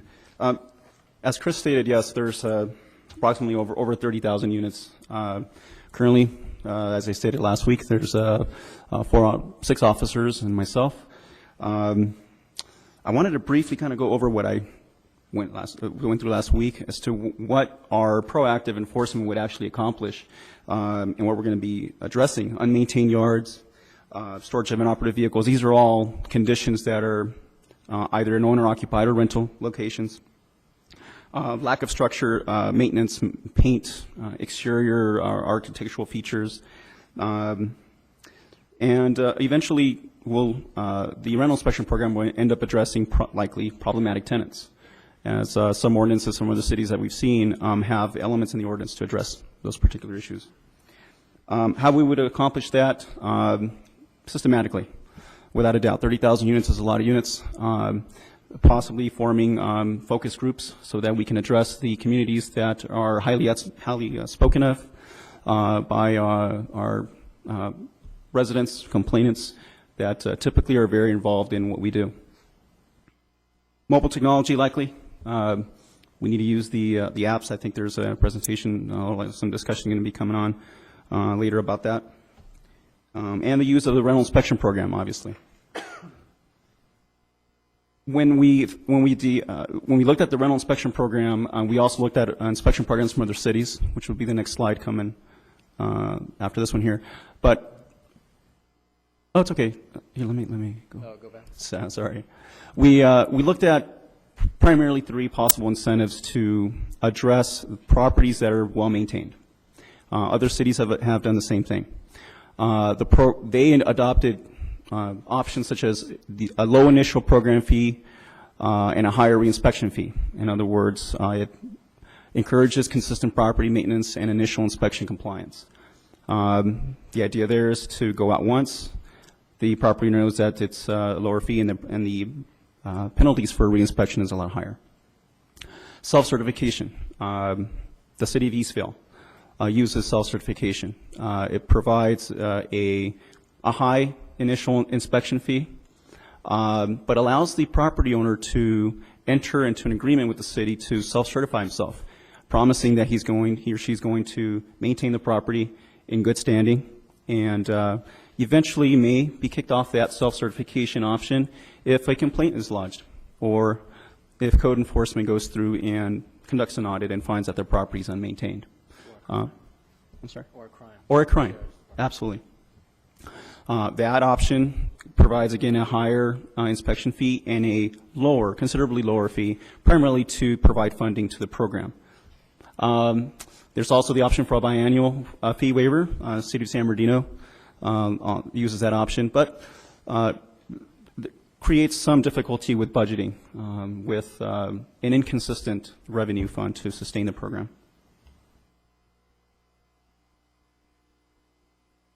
Here we formed basically a synopsis of what other cities are doing, including the city of Eastville. City of Ontario, city of Eastvale, kind of an option, do conduct interior inspections. Our scope primarily will focus on exterior. You'll see that the fees vary substantially, specifically with the city of Palmdale, at $225 per property annually. There's the city of Eastvale. They introduced a $111 initial fee and a $41 fee if the owner self-certifies himself, or they can choose not to enroll, and it's $111 annually. Our fees currently with the city is a business license is issued to an owner that may have multiple units. If the business license is issued to the owner and it has more than 10 units, that person pays a $25 annual fee. If the business license is issued to an owner that has less than 9 units, he pays a one-time fee of $25, and there's no renewal currently in place in our ordinance. So there's a problem there.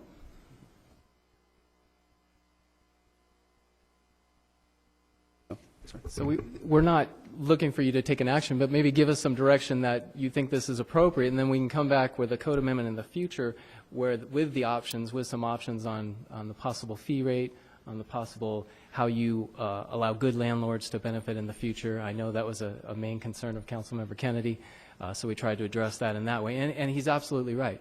Why should the good landlords have to pay for all the bad? So we would like to work that in if that's your direction. So that's where we're at. But we would like to. Isn't Eastvale the city that's going to go away? I'm not even sure where that was presented by the BIA. It was included in their document. It was given to you, I think, recently, possibly the end of last week. It was an example that they were proposing. We just used it because. Is it a real city? Yes. I believe it's a fairly new city near Chino, I think. So. You know, Chris, speaking as a landlord, I didn't even know we only pay a one-time city license. That should be an annual. Unless you own more than 10 units, yes. Yeah, you that only should pay, be an annual that's it. fee, I would think. Yeah, it's really. Plus, I think some combination of those first two bullet points really makes sense, the self-certification along with the variable fee depending on performance. I think those all work. I think that we, at last week's meeting, were kind of in agreement that we should move forward on this. We just wanted to make sure that it's not violating, or at least from my perspective, not violating any state law, and then you worked with those that are in the property management business, especially managing lots of residential units, to make sure that we're working in cohesion with them. But I think instead of getting into the details of it here, I think that it'd be appropriate for you to go ahead and come back to the council with some sort of proposal. Okay, I'm sorry, I must have missed that. That's, yeah, we were just looking unless for. I'm speaking out of turn. I think we're all going to have questions and comments. My concern is that you will have a rental unit that's in top-notch condition with the people living there, the renters living there, keeping it in excellent shape and very presentable to the street facade. And next door you have a homeowner that's not doing any of that, and yet we're going to charge the individual because they're a renter or because they're renting it out. With the new code enforcement to hold everyone accountable, do we really need that program to distinguish between whether a renter or owner? You don't need it.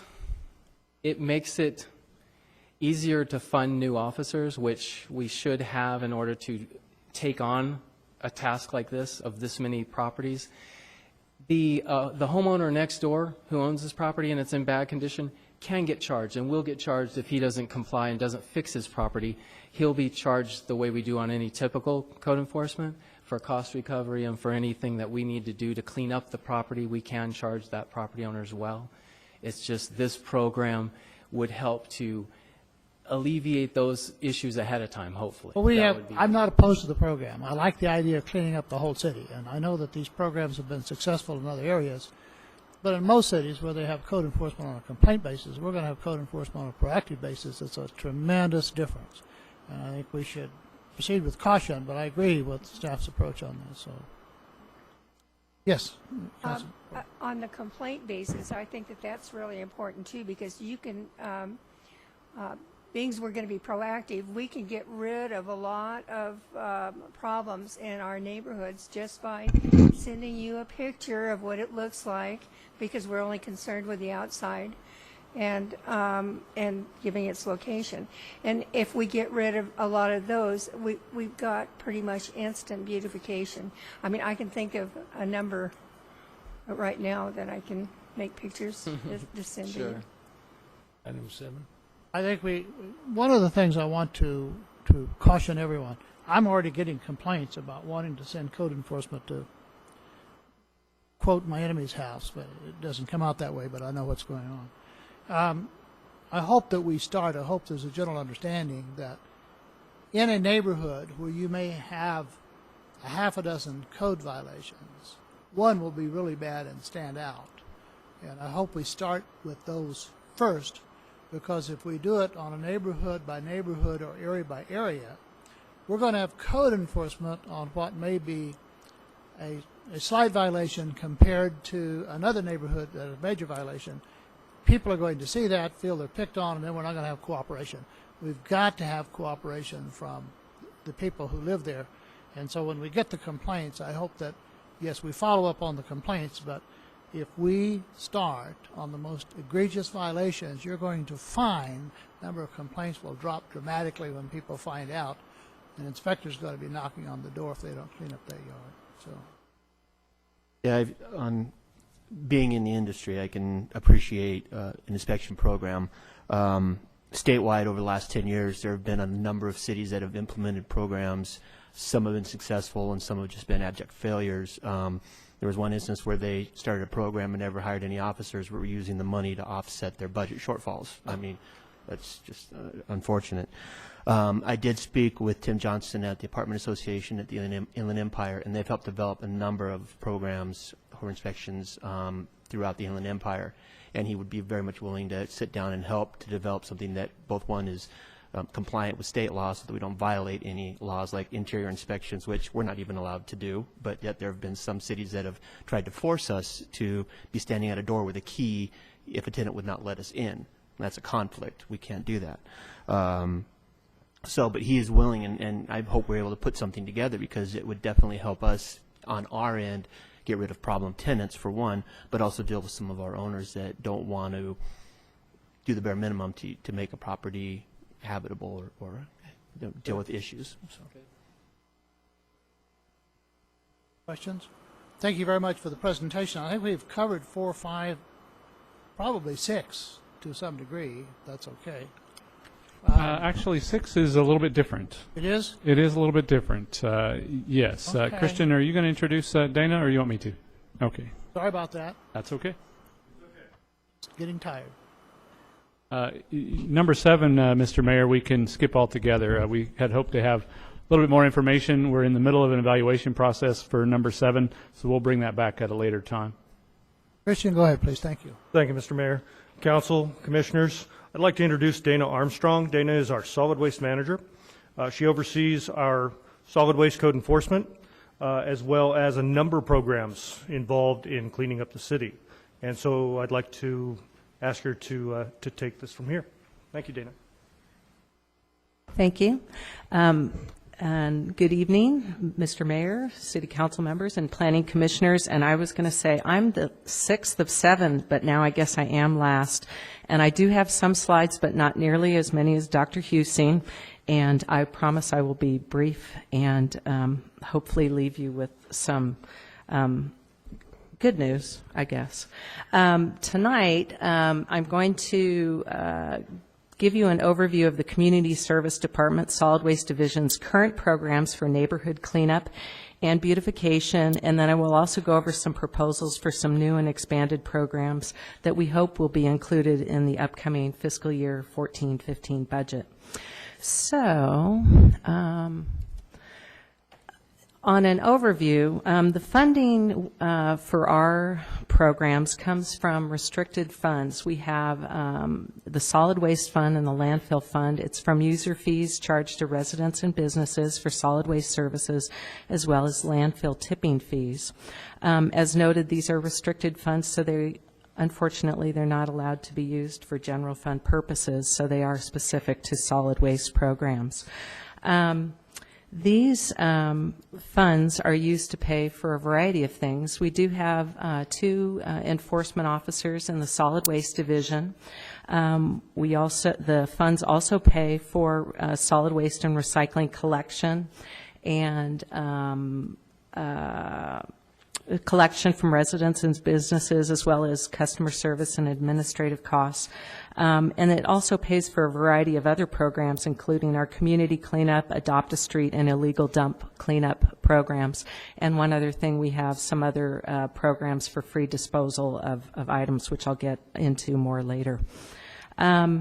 As far as our solid waste code enforcement, we work cooperatively with the code enforcement division and development department, but our officers really are focused specifically on solid waste issues.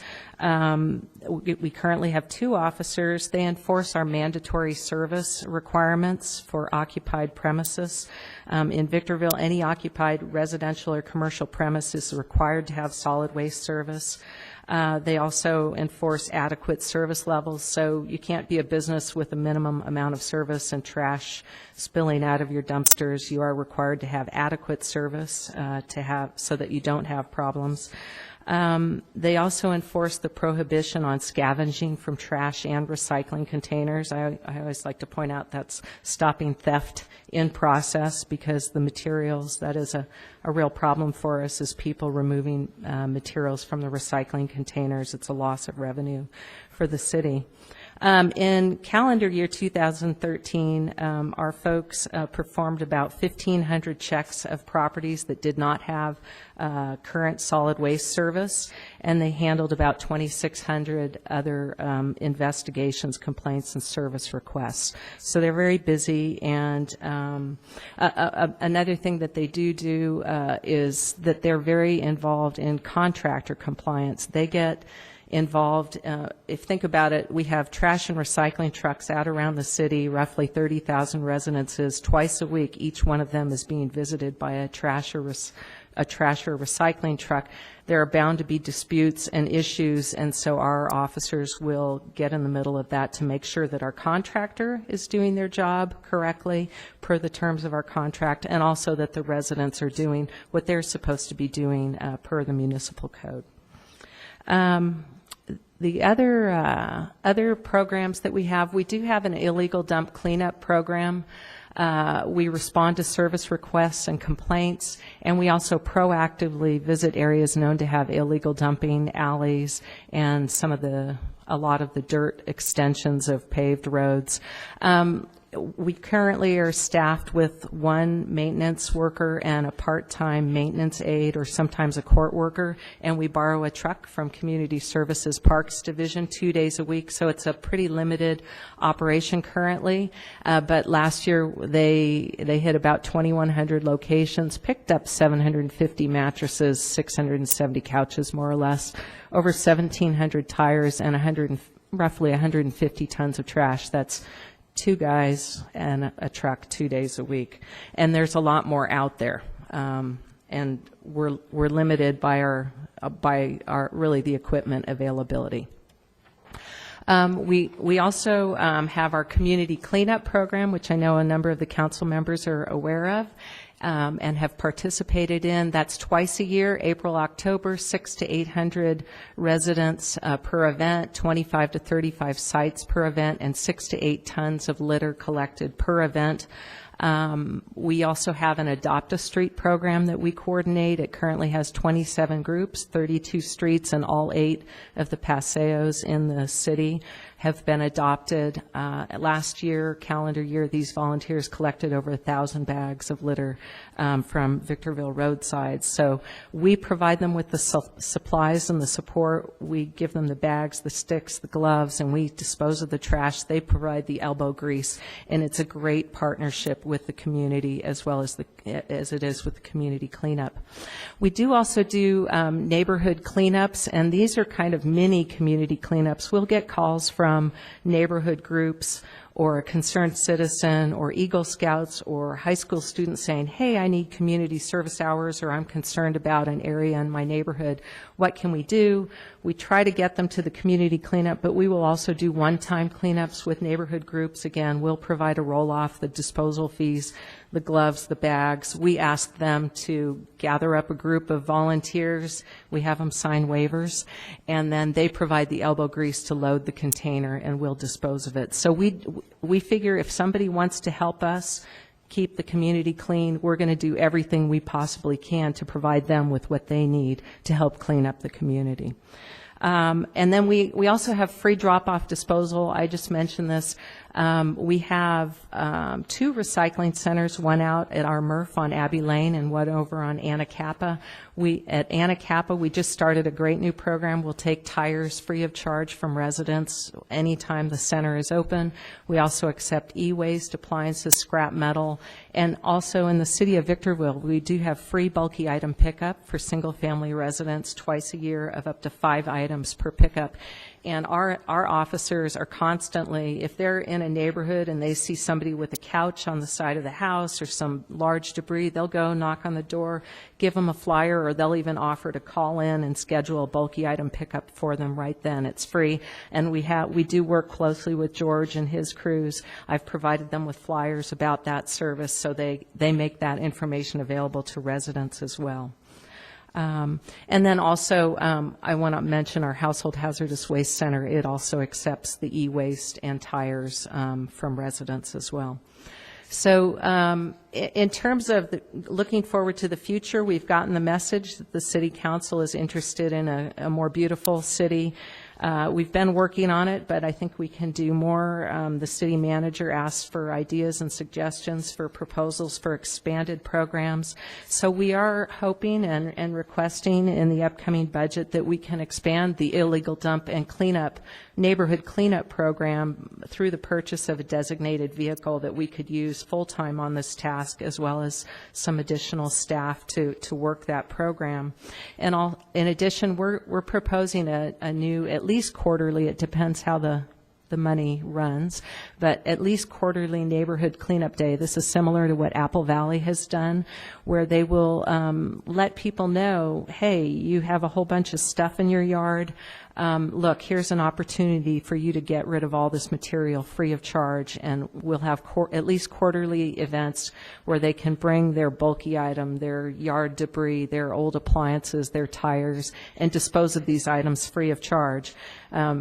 Obviously, we would work closely with George and his officers so that they could make sure to notify residents who might otherwise be on the end of a notice of violation that here's an opportunity to clean up your yard or your house and not have to get the NOV.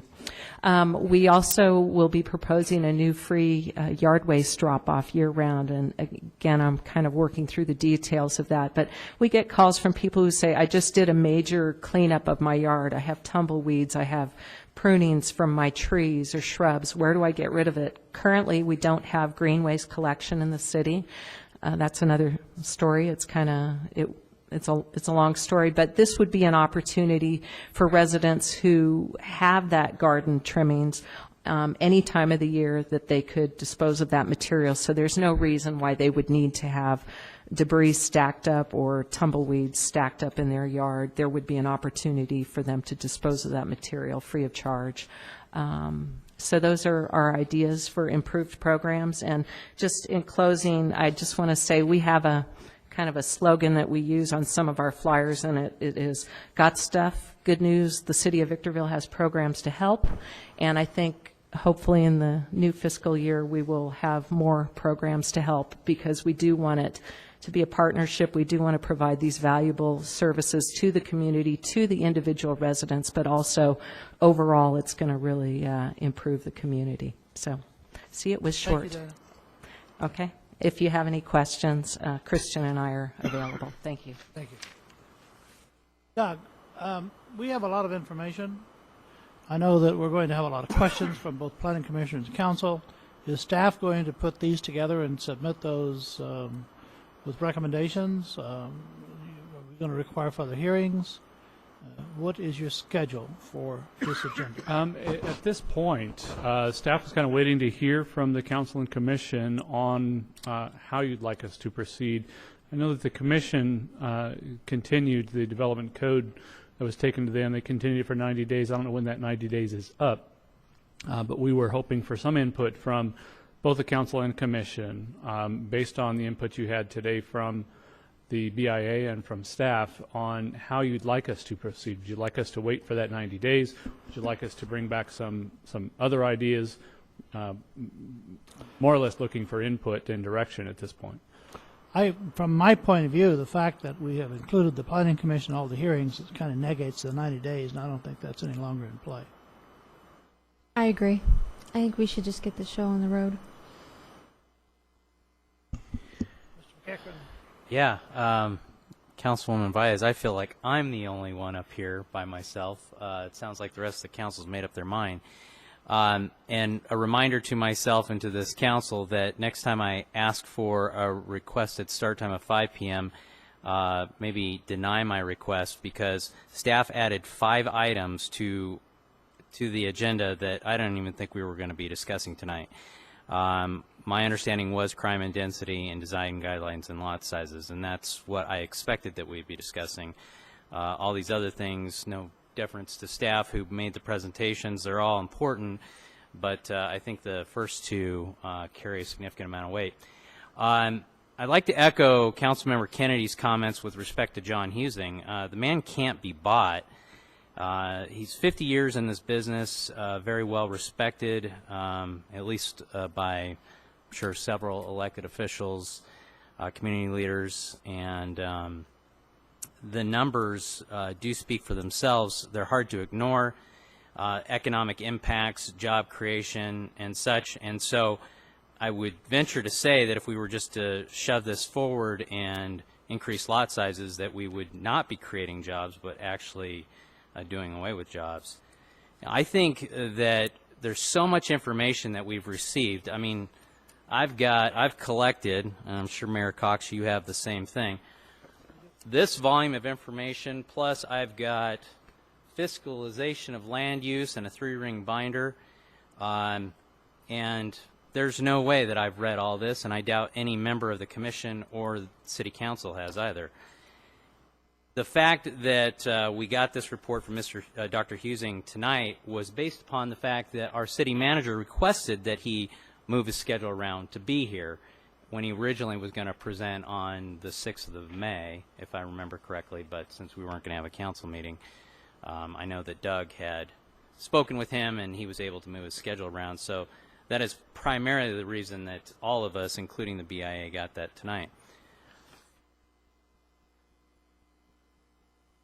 When we look at the various challenges with respect to crime and density, I think that, you know, our captain, Sam Lucia, spoke to this issue, but with any population increase, additional crime is to be expected.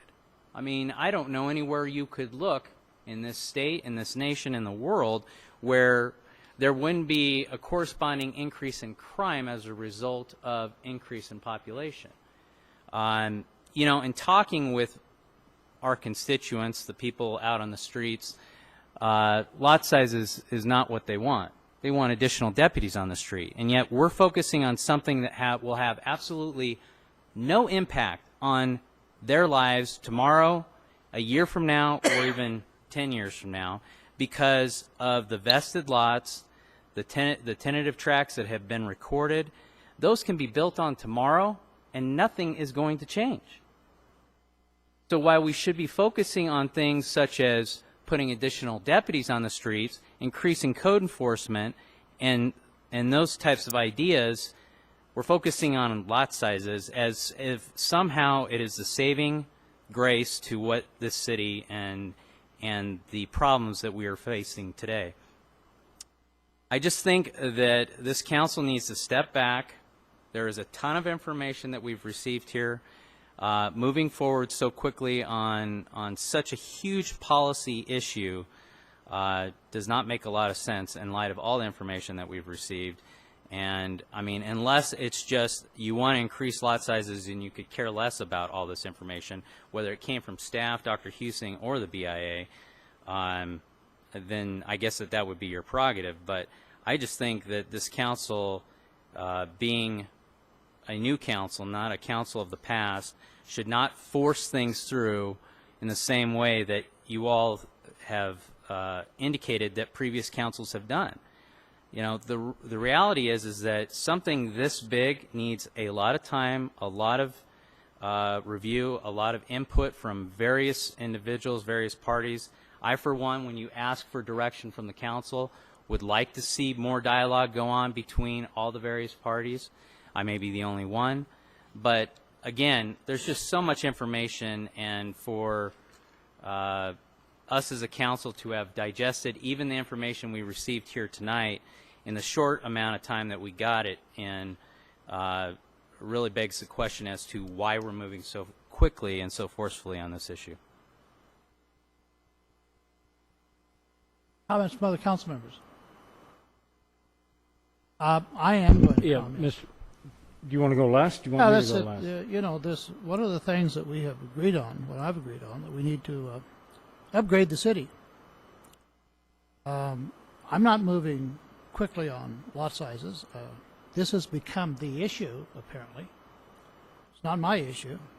There's an awful lot of things that we've received, an awful lot of things. In fact, at one point tonight, I was convinced that we need to make a motion to have 5,000 square foot lots, $500,000 homes, don't reduce the price, and, you know, and we're going to be in what we never made. It's being unrealistic to what City of Victorville is. You're not going to have, as those pictures showed, what is marketable in cities down below that's here. And so what we have to do is to be realistic about what we want the community to become, but how we reach the goal. That's going to take input from all the players. Everyone who has an involvement, financially or otherwise, needs to be heard, needs an input. Which is why, when I wrote a letter to the building industry, I said, please submit it in writing so we can get it ahead of time so we can view this. Now, Dr. Husing just finished this report. He doesn't have time to do it, and my understanding is that BIA did submit ahead of time to staff. Staff has now got to go through this. I would be looking for a report from staff. But if we're going to, there are some of these issues that we can move forward on really rapidly. Code enforcement, please. I mean, there are so many issues that's tied to this whole picture that the city council could actually take an action at the next council agenda and do away with them so that they don't keep coming up and we don't have to hear about them over and over and over. It is nice that we got the neighborhood cleanup, but you know, we have it. It doesn't need to be talked about again. It's to be taken care of. We have those programs. It's informational. It's good for us to know that we're going to, but we don't need to talk about it again. Commercial land use restrictions, I'm not sure, except from all of the illegal signs, I haven't seen anything that affects them. It can be done real easy. Rental inspection program, we have agreed on that. Proactive residential code enforcement, we have agreed on that. Citizen reporting tool, we're going to skip it for a while, but we can narrow these down, I think, real easily and get on with it. And if there's going to be design guidelines, I think is going to be very difficult. I think it's going to be very difficult to agree on. I think it's going to be very difficult to write it, and we're going to have input from the people who are responsible for doing it. Lot sizes, I think, is an issue somewhat. I'm not sure how big an issue it is. I'm not sure where people are coming from on it. It's something that we simply need to look at. It's not a big deal. And I think we need to take the time that we need to take. I don't want to rush into it and do it next week. I don't want to have to second the motion to put this off for a year either. But I said before, the worst thing this council can do is to let anyone make this a political issue for the November election, because if they do it and they try to do it, their motives aren't pure. And I'm not going to listen to them. Mr. Mayor, the problem I see, and I don't know that it was intended this way, but we have developments in this community that have become, in the long pull, high volume, low quality developments. Now that's just what they are. I'm not sure that any of those developers intended that when they built them, but that's what they are today. They are extremely costly for us to provide service to. I'm not interested in rushing, but I'm also not interested in making our decisions based on the immediate DIF fees that are going to flow to this community and the immediate jobs and the immediate economic benefits of building a lot of houses, when in the long pull we're going to have a tough, tough time servicing those. So I'm not for or against development. What I'm for is high-quality development. What I'm against is high-volume, low-quality development. And I think we've got all the evidence we need to know we got to avoid that. We've got to stay away from that. So I think our decisions have to be driven down that path. And I think we can never ignore the long pull. Council's made development decisions 17 years ago that I wish they had looked at differently, because we're paying the price for them today. Not just this council, but the entire citizenry of Victorville. I think we have to have that long pull view. We have to. I think we're not doing a service if we don't.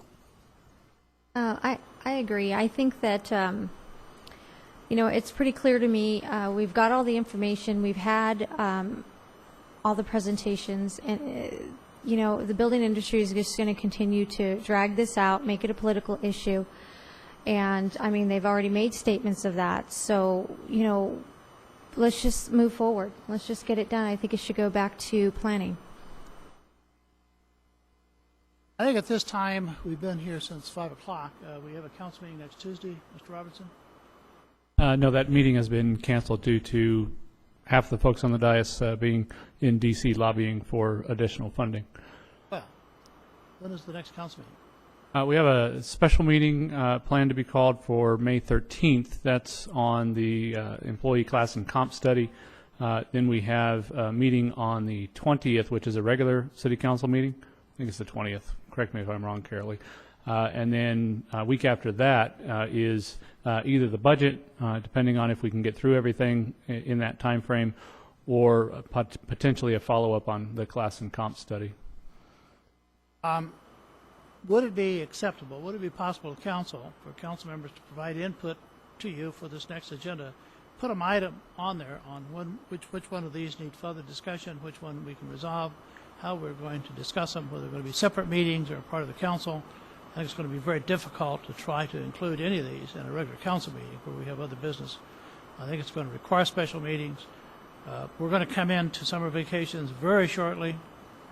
I agree. I don't think we need to rush into it. We need to be careful.